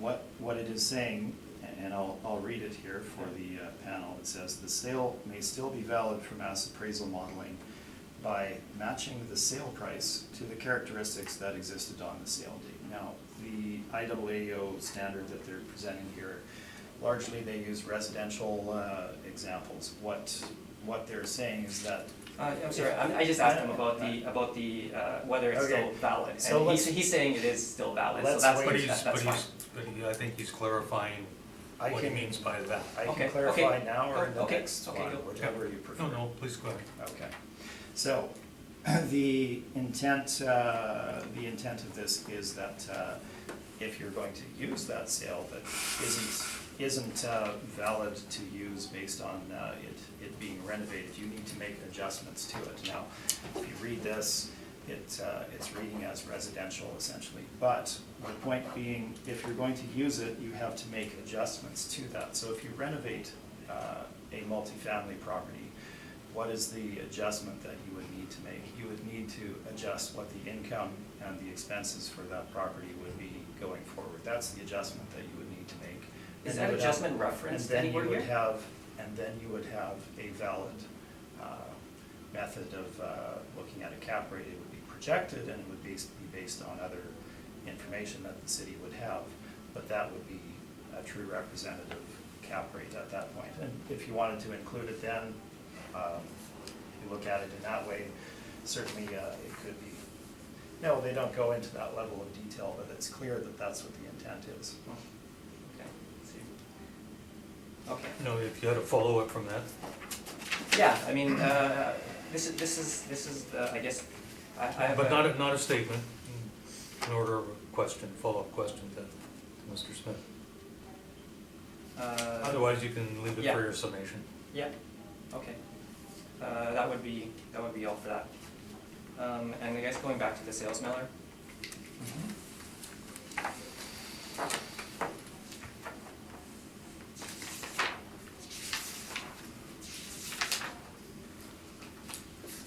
did the current owners purchase the property for $3.1 million? As stated and as shown on the mailer, yes, they did. Was it an arm's length transaction? It was an arm's length transaction and it was as I indicated in my presentation. Yeah. Did the purchaser intend to make any repairs or improvements to the property? They did not intend to make any repairs or improvements to the property. Demolish any part of the property? I think we can all read the information that is presented there, so no. No, okay. So basically, they're not gonna make any changes to the property. That was not the intent Okay. upon purchase, no. And so maybe, is there income, so are they buying it for their current income? Well, and I've already spoken to that. The information that was available to them on purchase as they approached the owners directly was not full, and their purchase was based on their knowledge of the market, not directly on financials from the property. So the 3.1 was not them looking at the actual income and making their offer based on that, as they did not have full information. Okay. That would be all my questions. Thank you. Ms. Billinghurst, questions? No questions. Ms. McFadden? No questions. I just have some concerns here. You say that, are you suggesting that they were an uninformed purchaser? No, pardon me, the purchaser is a real estate investor and does know the market, and what I'm saying is that they did not have the detail with regard to the income and expenses. They approached the vendor with an offer for the property. They did not have full income and expense information to base it. They were the pursuer essentially in acquiring the property, so it Okay. was not based on detailed knowledge of the net income from the property. Okay, and do they have other properties in their portfolio? They have a few other properties in their portfolio, yes. And the actual rents in place, and I looked at those, I had a breakdown of them here somewhere, page 13. And I note that they're done in an escalating manner for most cases, but not all cases. But the two bedrooms range from 604 to 1076. Would that be the same floor plate? They are dominantly the same floor plate, yes. So that's just a long-term tenant that had never received increases, the 604? The 604, yes, and as I'd indicated there, the property hadn't been under CMHC. It was a family that owned one property, and they were not the best managers, perhaps, in Mhm. increasing these. Or you mean RTB, right? I mean RTB, yes. Yeah, Sorry. CMHC has that. Yeah. Sorry, did I say CMHC? I You did, apologize. yeah. I The meant- rental control. I meant the RTB, rentals yeah, board, yeah. yes. So- Yeah. That's what I understood. So now, it is registered. It was registered as of the time of sale. That was a requirement of the purchaser that they register them essentially. So So if that the they wouldn't increase have to is, have that problem. I don't know, 1.5% or whatever it is, that's all they can get from that particular unit? Is a That- 1.5% increase until that tenant leaves? Or That's- until they do some renovation? That is correct, until they renovate the property, et cetera.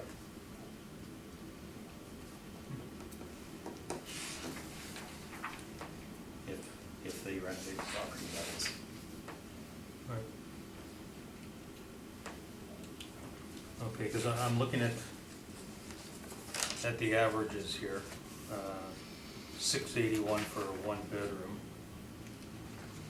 And I guess maybe your last four comparisons on page 14 and 15 may suggest that that's a market, an average. I don't know what these other properties are like, or the condition of them, or the sizes of the units and things like that. Right. And in fairness, you're probably not intimate with all of these properties either.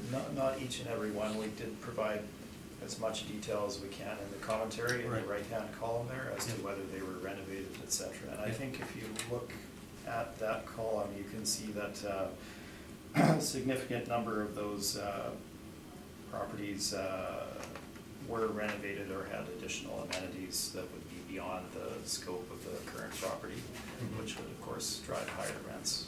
Right. But I'm just looking at the average is 790, and of course that's, we've got a couple of significantly lower ones, a couple of significantly higher ones, but 790 is your average. And I'm looking at your two bedrooms, I don't see anything that's anywhere near that in the market. For the For the two For bedroom. the two beds, Yeah. yeah. It, and that's fair, I see your point. We didn't present these in order to come up with an average. It's more conveying what the market is. Exactly. And for the most part, we're looking at a lot of renovated properties out there where we're able to collect the rents on. So yes, if you add them up and do the average, it's going to give you a higher average than what the property is showing. There's no question that this property would be towards the bottom end of the scale in that area for what the rents are, but that's also part of the market, isn't it? Not every property is average, or there's a delta there between the bottom and the Mhm. mid and the high, right? And would that be reflective of an appropriate cap rate too then? Would you consider there to be less risk if you're gonna have more stable tenancy at a lower rent? It would certainly drive lower vacancy in that people would be drawn to rents in a property such as that. That is also also reflected in cap, and we did apply a 5.5% cap, which would be the bottom end of where we see the market, what the evidence is showing. We didn't apply any premium to that based on that factor as well. I just have a follow-up. You may have a follow-up. Just, this is to the assessor. So on the last property we looked at, the city was applying a 5.3 cap rate. They're now applying a 5.0. I assume that difference is driven largely on the age of the two buildings? Correct. Thank you. Thank you. Okay, summation. Actually, I'd just like to present some rebuttal for the applicant. Rebuttal? Yeah. Okay. Thank you.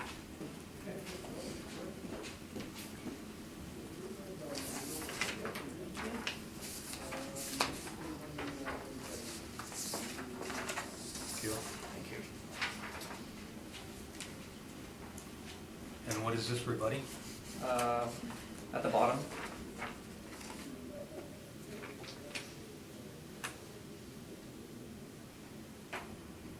I'm not sure I understand what this is rebutting. Stevenson is indicating a value of $2,427,000 with a cap rate of 5%.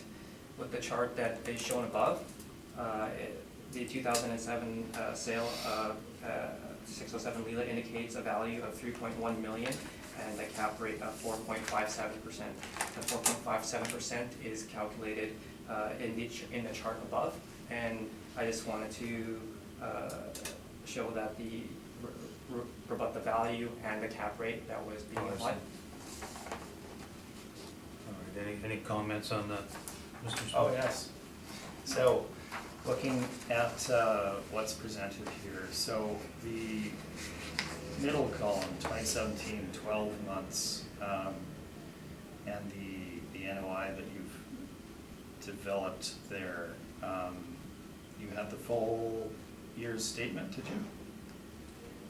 No, you can see that the goes for the estimate statement for 7 months is Extrapolated stated on there, for 12. and then if you extrapolated it and made it 12 months, that would be an estimate of what the income would be. And with regards to but the 2018 is more complete. And Although that is post-reference. it is close reference. The applicant presented the information, and it gives us an idea of what the cap rate is for the property, and I wanted to try and show that. Okay, appreciate that.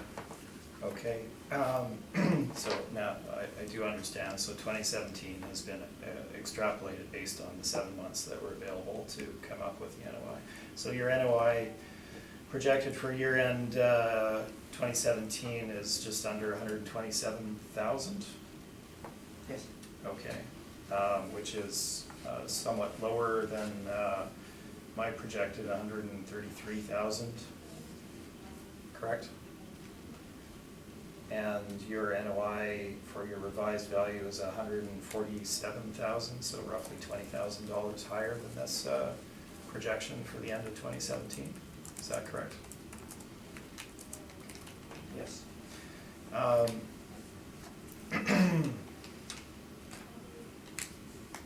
So, as I had noted, the purchase of the property at $3.1 million was not based on having the available information for the property. It was based on market knowledge of the purchaser. So it was not bought at a 4.09% cap rate. It was bought based on their expected knowledge of the performance of a property such as this. It is not clearly performing in that manner, and the 3.1 is well beyond what the actual performance of the property supports. That information has already been conveyed to the board.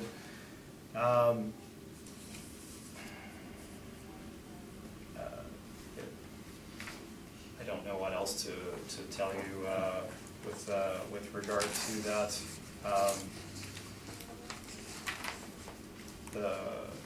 It was an arm's length transaction instigated by. Maybe I'll stop you there.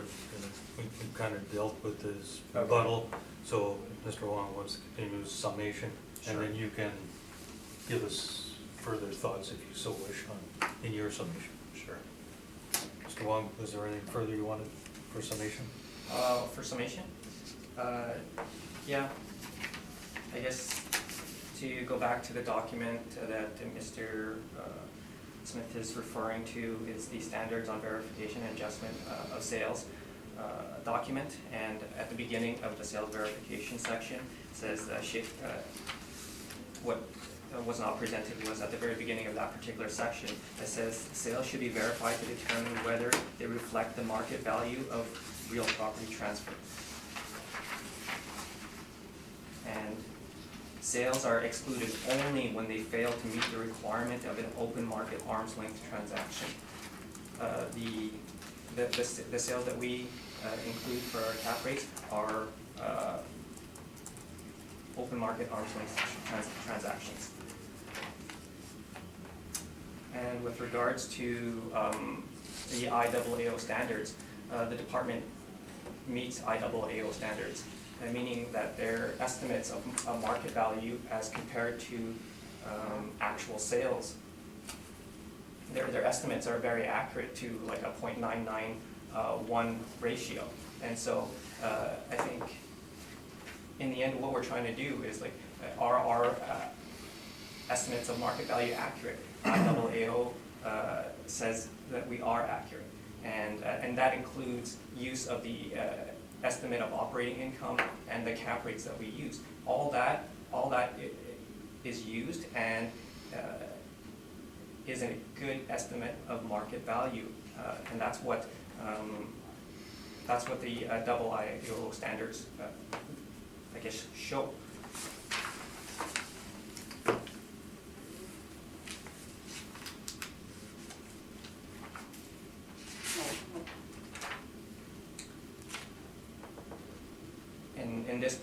In this particular instance, the revised value that I presented is supported by the actual sale of the subject property. So I ask that you maintain the assessed value, accept the revised value of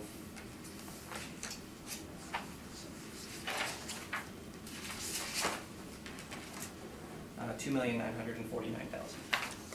Thank you. Mr. Smith? Well, I'll keep it brief here. A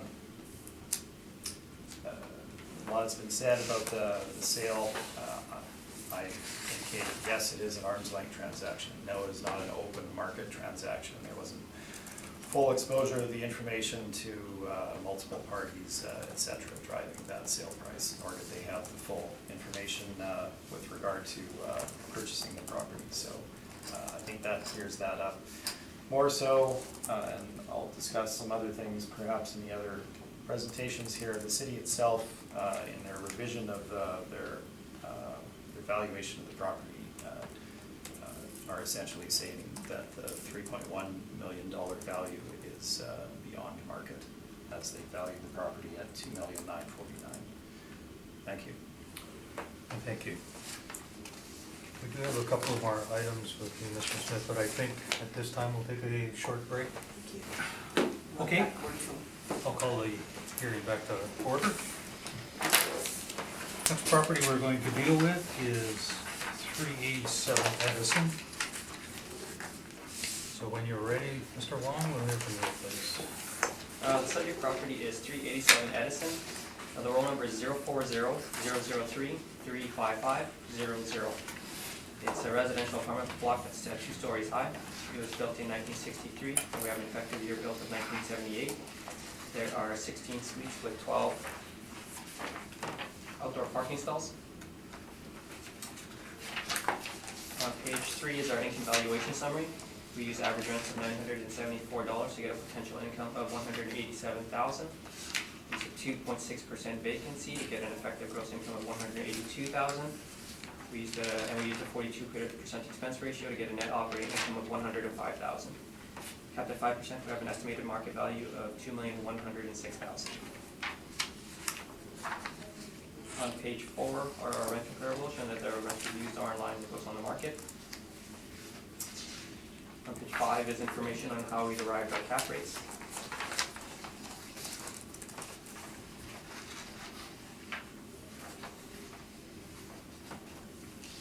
On page 6 is information on some cap rate sales.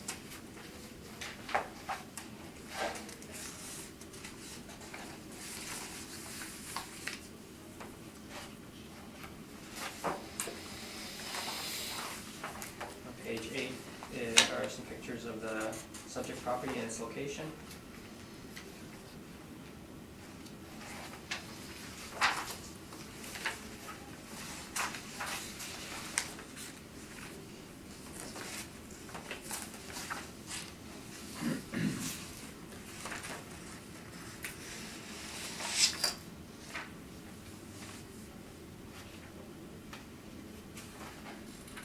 On page 10 are the income and expenses submitted by the owner.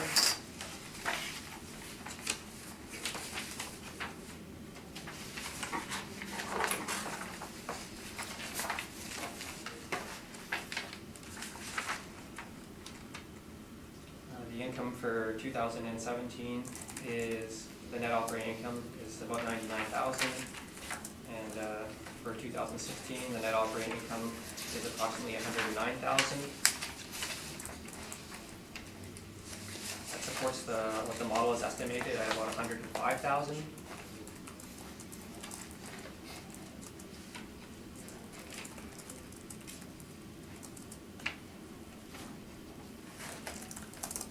So the actual performance of the subject property supports the model, and I ask that you maintain the assessed value at $2,106,000.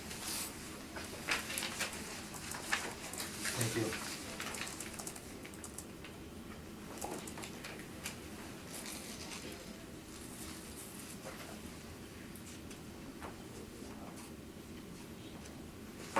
Mr. Smith, questions for the assessor? This is all model driven again? I believe so, yes. Okay, and the income and expense mailer, 2017, if you look at it, the vacancy and bad debt would come to, I'm just doing the math in my head here, roughly $7,900, is that correct? Sure. Okay. Those are all my questions, thank you. Yep. Ms. Billinghurst, No questions. Ms. McFadden. I see that the model has applied a 2.6 vacancy rate. What drives the vacancy rate within the model? What drives changes in the vacancy rate? I definitely think it's probably the same as the cap rate in the sense of location and age. Okay, so this is a 1963 building. The last building we looked at was a 1984 building, but the city's model applied a 3% vacancy rate. How would you account for that? I'm not sure, but it does range between, I think, 1 point. There is a range, and about 1 to 3 approximately. Okay. All right, thank you. So to follow that up, it's not just age, it's also location? Like there's a different vacancy for North Kildonan versus West Kildonan versus Fort Garry. Right, because the other one is different as well. And I'm just asking if that's a driver or not.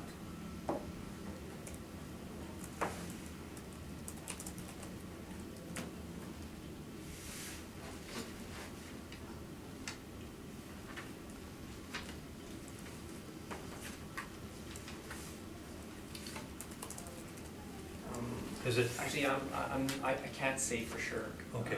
I don't have the information. Okay, and so you wouldn't be aware whether it correlates to CMHC rates or?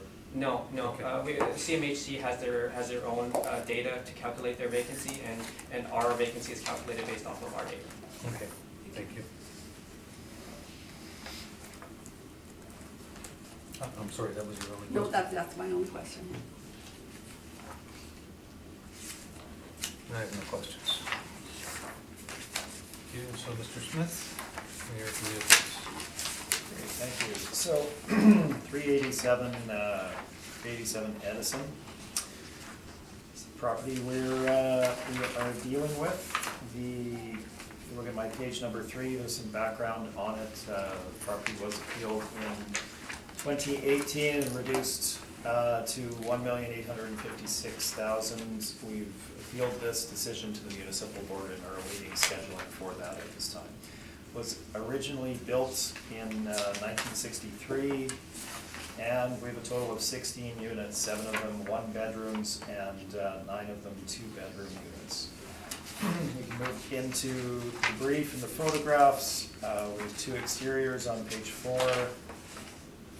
The front entry is a real non-standard. They have a wooden deck that has been built to provide access to the front. Not a big thing, but you can see it there on the top of page 5. The interior hallways are shown, cinder block and tile flooring there.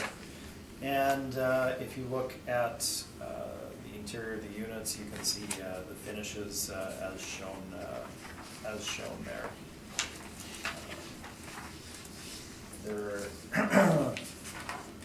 The interior of the units are in good condition. They did have a roofing issue a couple of years ago, but that has been dealt with at this point. There is a total of 12 outdoor stalls located at this facility. So, site description is shown on page number 10, and the property location is shown on page number 11.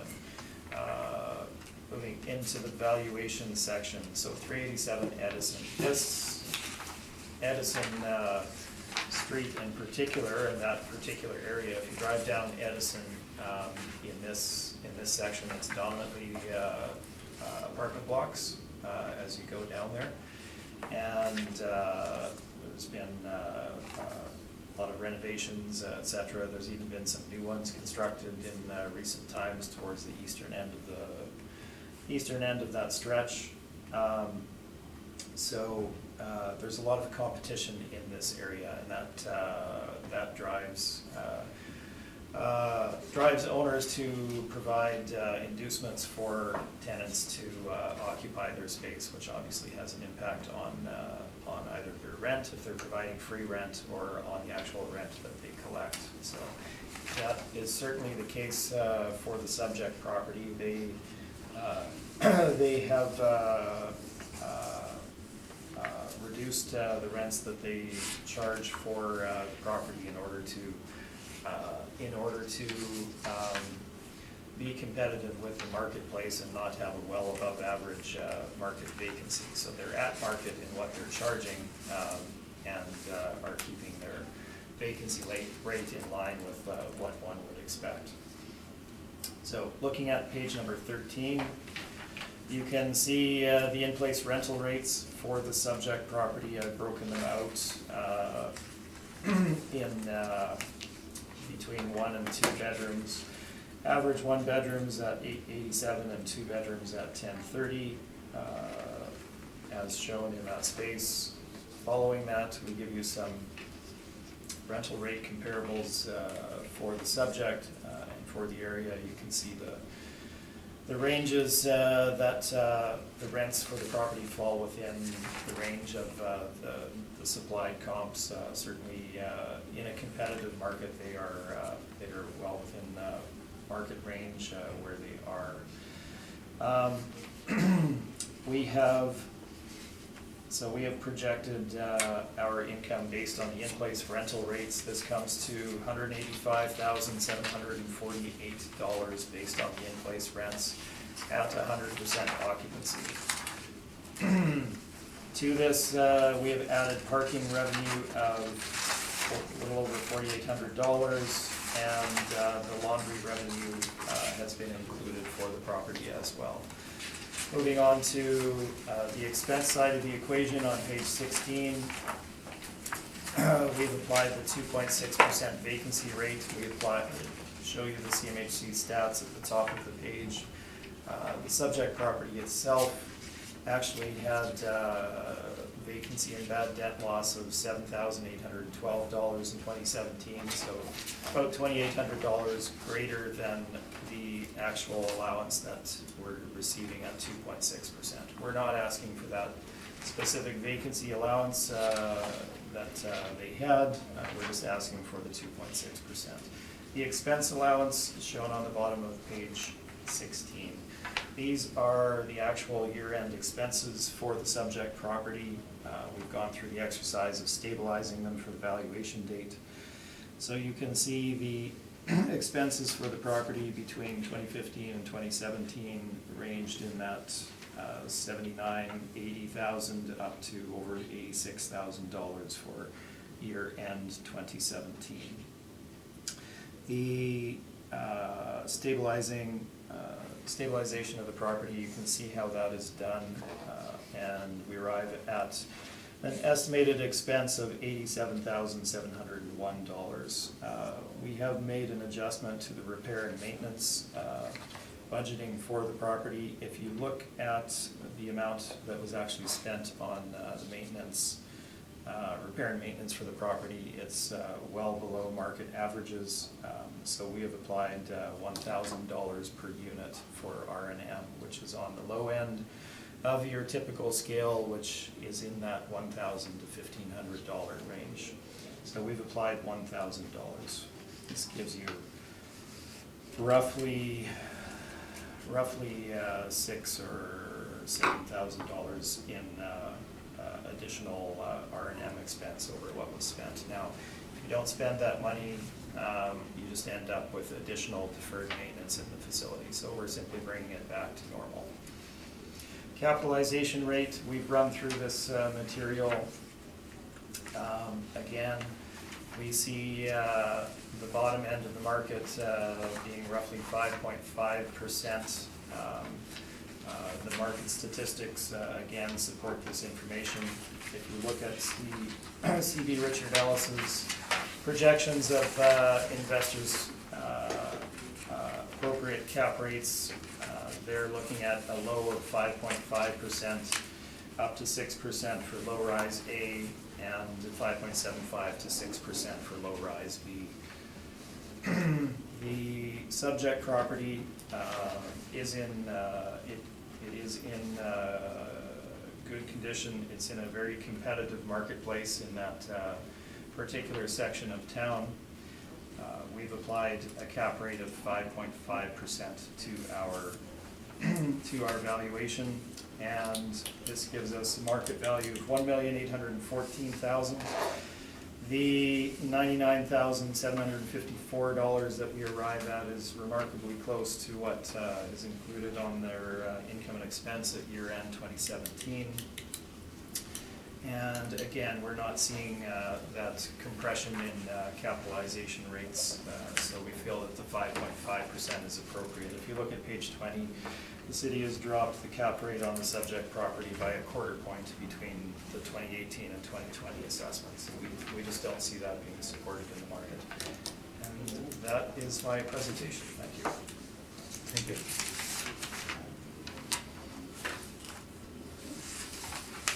Mr. Wong, questions for the applicant? No questions. Ms. Billinghurst, questions?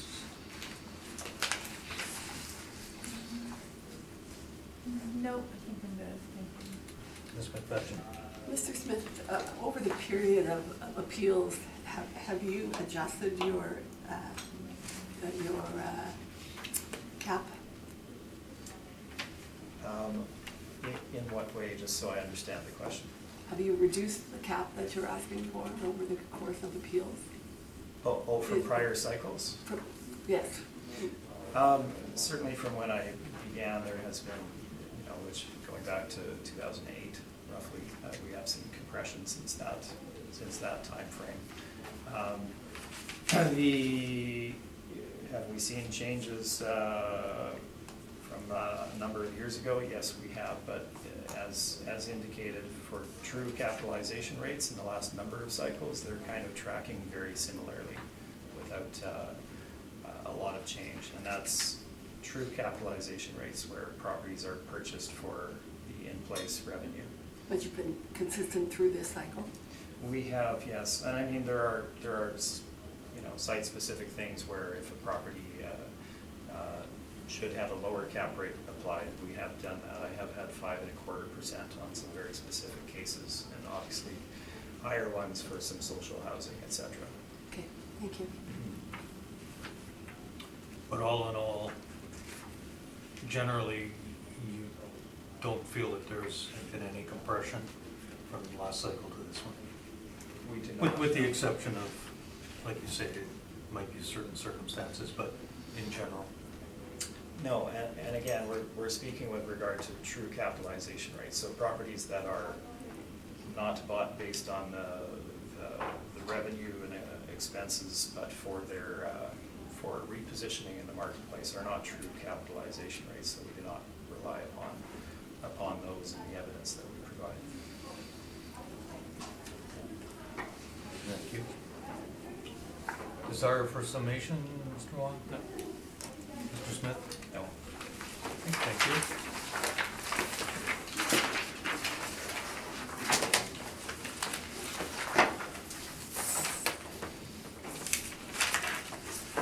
Bring us to 1035 Monroe. When you're ready, Mr. Assessor, come here with me, please. The subject property is 1035 Monroe Avenue. The roll number is 020-608-99000. It's a residential apartment block that's 2 stories high. It was built in 1971 and it has 29 suites with 30 outdoor parking stalls. On page 3 is our income valuation summary. We use average rent of $854 to get a potential income of $297,000. We used a 2.6% vacancy to get an effective gross income of $289,000. We used a 49% expense ratio to get a net operating income of $146,000. Capped at 5.3%, we have an estimated market value of $2,770,000, which is about $95,000 per unit. On page 4 are rent comparables. The rents we release are in line with what's on the market.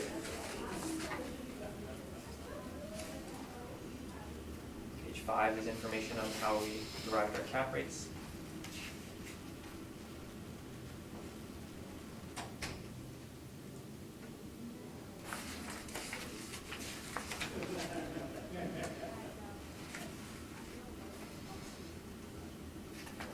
Page 6 is information on cap rate sales.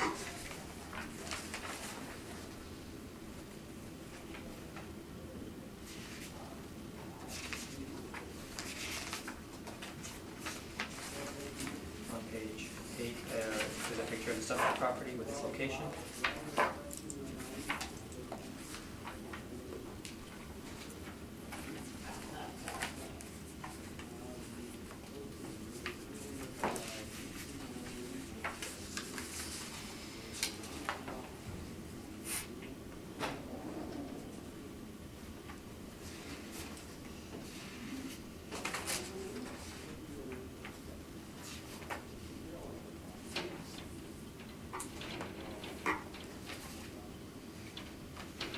Page 10 to the end of the brief are the income and expenses submitted by the owner.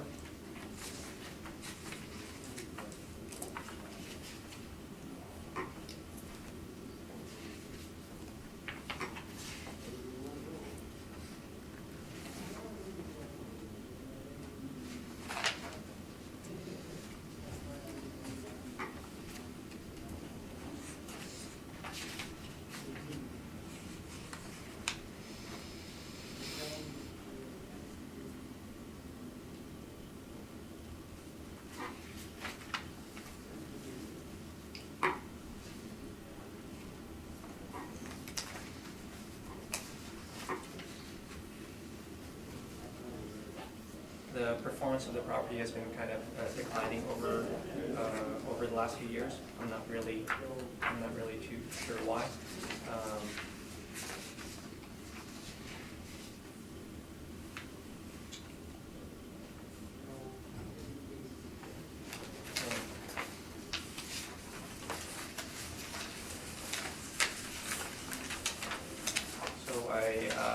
point, I wouldn't be opposed to a value, a different revised value of $2,475,000.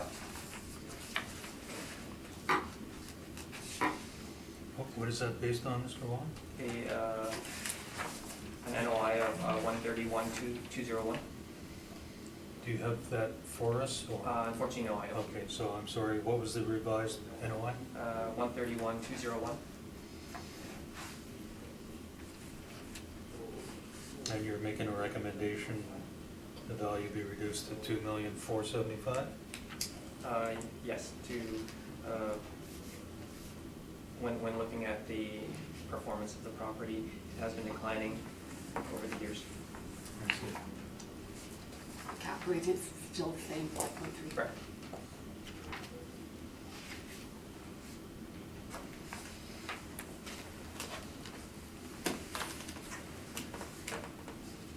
And that's your presentation? Yes. Thank you.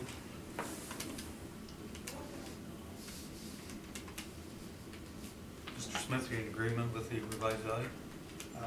I certainly appreciate the city looking at the detail, and I will leave it up to the board to make the decision or not. Okay, so you have some questions for Mr. Wong? I have no questions.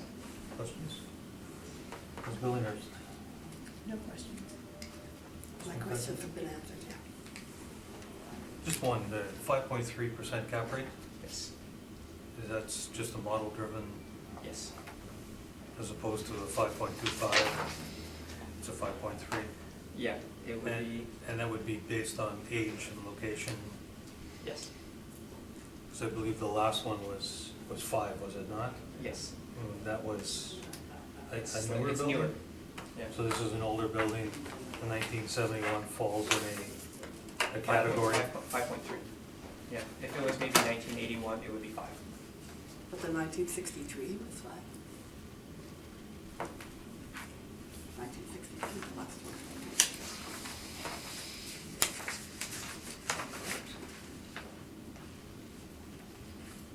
1978. Okay, sorry. My mistake. Effective age. Great, thank you. Mr. Smith? Sorry, just Yeah, two that's fine. seconds here. Yeah.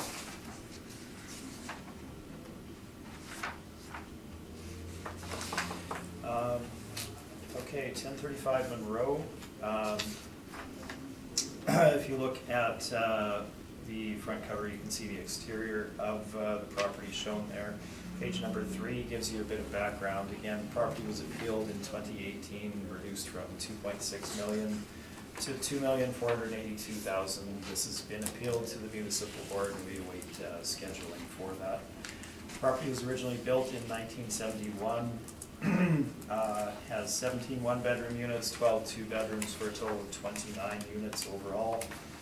The photographs of the property are shown here. Some exteriors on page 4, interiors on page 5. You can see the wear and tear in the common areas as shown. It's essentially original to that time frame. There will have been obviously fridges and stoves that will have had to be changed out, etc. But dominantly, the interior finishes are from the date of construction. You can see the interior for yourself there.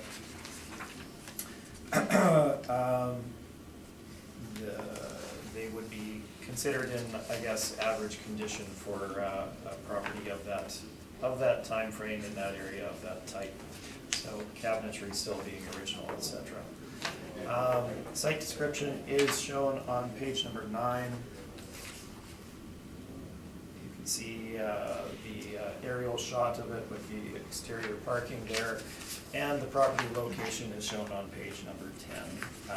This is located in the Chalmers area of Elmwood, toward the very end of Monroe there, just before the train tracks essentially. I didn't get a chance to put together a chart with regard to the socioeconomic status of that area versus the Winnipeg as a whole, which I do sometimes. However, Chalmers is an economically disadvantaged area of Winnipeg. That did actually fall under the neighborhood renewal program from the government of Manitoba. Communities under this program are selected due to higher than average incidences of crime, poverty, poor housing need, lack of opportunities for employment, training, and or recreation and engagement. So it was one of the areas that was admitted under that neighborhood renewal program, which just gives you an indication of the location that it is in. Similarly, it had also been included in core area initiative at one point. Moving beyond that to the valuation, beginning on page number 13, we have the rent roll broken out for you there by between 1 and 2 bedrooms. You can see we have 1 bedrooms, an average of $845, and 2 beds at $1,019. Our 100% occupied building gives us a gross potential rent of $319,200. Pardon me. As of the reference date, the rental comparables are there for you to look at. I believe we're higher than what the city's projection had been for the property initially. Parking for the subject is included in the rents, so there is no parking revenue. And we have included the laundry revenue of a little under $4,900 in our analysis. Looking at vacancy for the property actually had vacancy and bad debt loss at the end of 2017 of $16,946. We're not asking for this increased vacancy. We're reflecting that partially in the capitalization rate that we apply. The 2.6% has been applied, which comes to $8,426. So roughly half of the vacancy bad debt that they incurred at that property. The area itself is as noted, economically disadvantaged, socioeconomic. So it is a challenge in that area to keep and retain quality tenants. So they do incur these additional vacancy and bad debt for that area as a whole in general. With regard to the expense allowance, you can see that we've gone through the same exercise, stabilizing the prior 3 years. We arrive at a stabilized value of $182,036. This is midway between the 3 years that are presented there. The stabilization has been done in the same manner. Capitalization rate, we have the same information to present to you. For the subject property, we have a property in a more socioeconomically disadvantaged area, less investor demand certainly for properties in areas such as that due to wear and tear on their properties, crime, additional vacancy that they can experience, as you can see with the subject property. So we have applied a quarter percent increase to our capitalization rate, and we are at 5.75%. This gives us our final market value of $2,324,000. Thank you. And that is my presentation. Thank you. Thank you.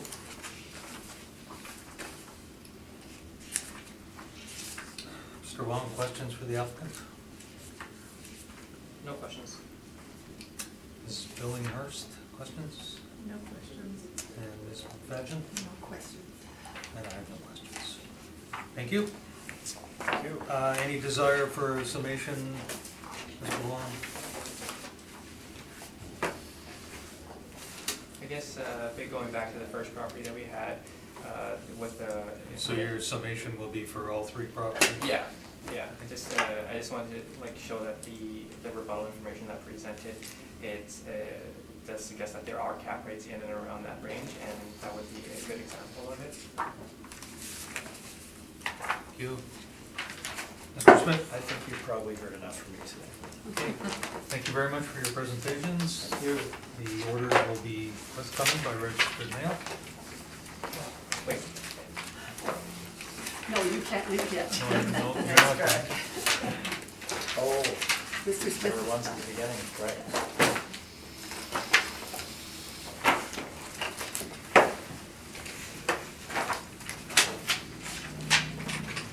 Thank you, everyone.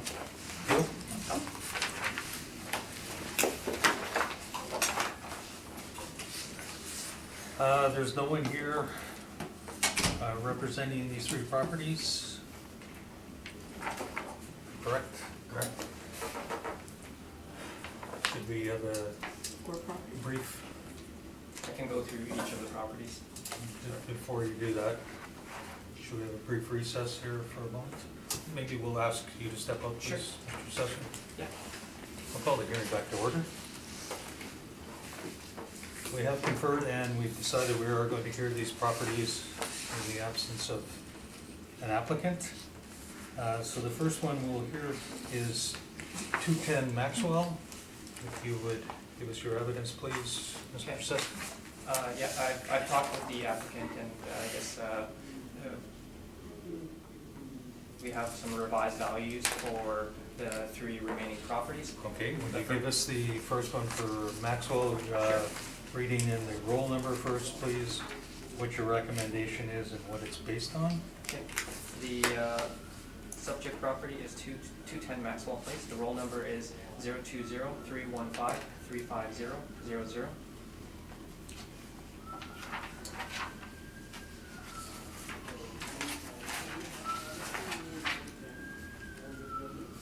The recommendation is based off of a revised workout. Thank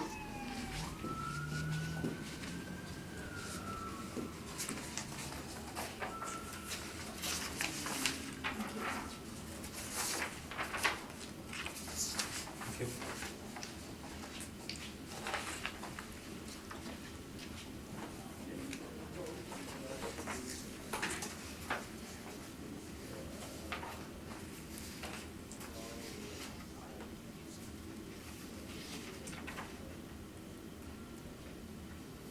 It's just to more accurately reflect how the property is actually performing.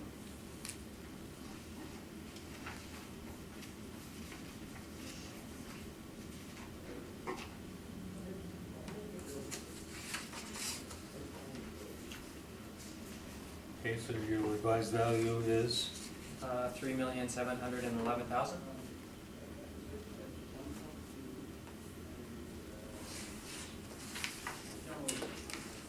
And essentially, what you've done is revised the potential, gross potential rent and the expenses, is that correct? Yes. Vacancy rate remains the same, the capitalization rate is still 5.3%. Yes.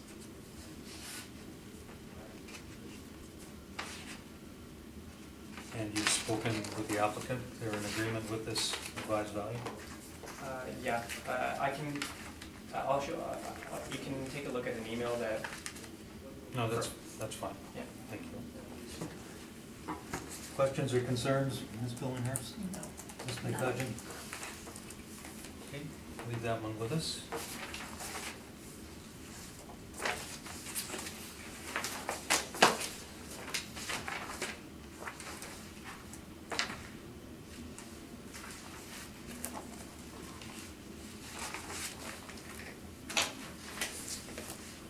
Next, we'll deal with 215 Douglas Avenue.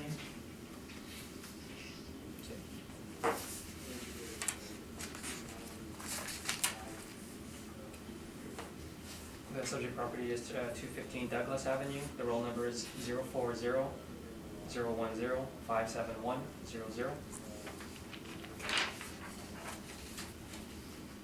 I'd like to propose a revised value of $2,021,000. And do you have a revised workup for us for that? I do not. Okay. It is based off of a net operating income of $101,063. So it's, sorry, it's 2021? Yes.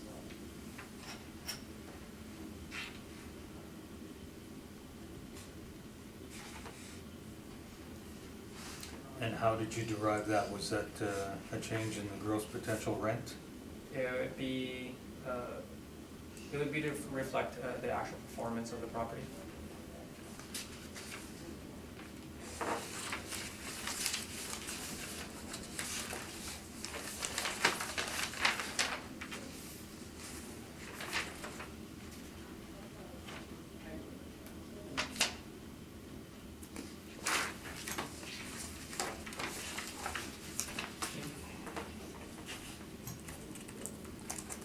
And the applicant was aware of this value?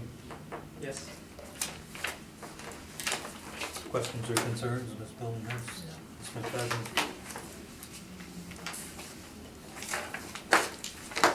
Thank you. And finally, 85 Carriage. Okay. The subject property is 85 Carriage Road. The roll number is 074-333-82000.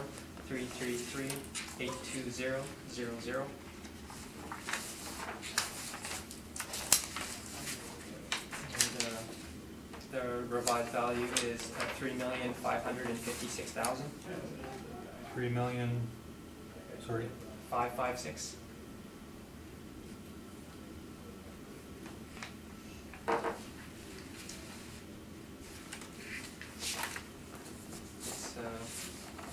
Based off of a revised NOI of 188,000. Wait. Yeah. What? P? The Sorry. revised NOI is 188,468.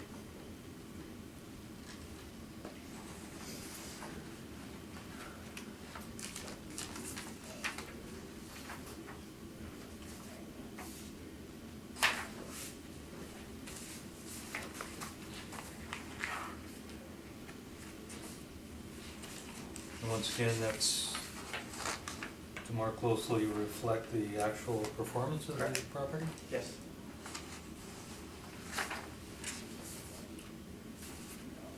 The applicant is aware of this number and is in agreement? Yes.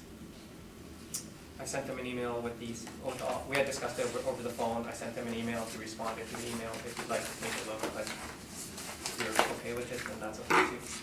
Thank you. Questions or concerns, Ms. Billinghurst? Ms. McFadden? Okay, that will conclude the properties we have to deal with. The orders will be out in due course. Thank you for your presentations today, Mr. Wong. I will call the hearing to a close.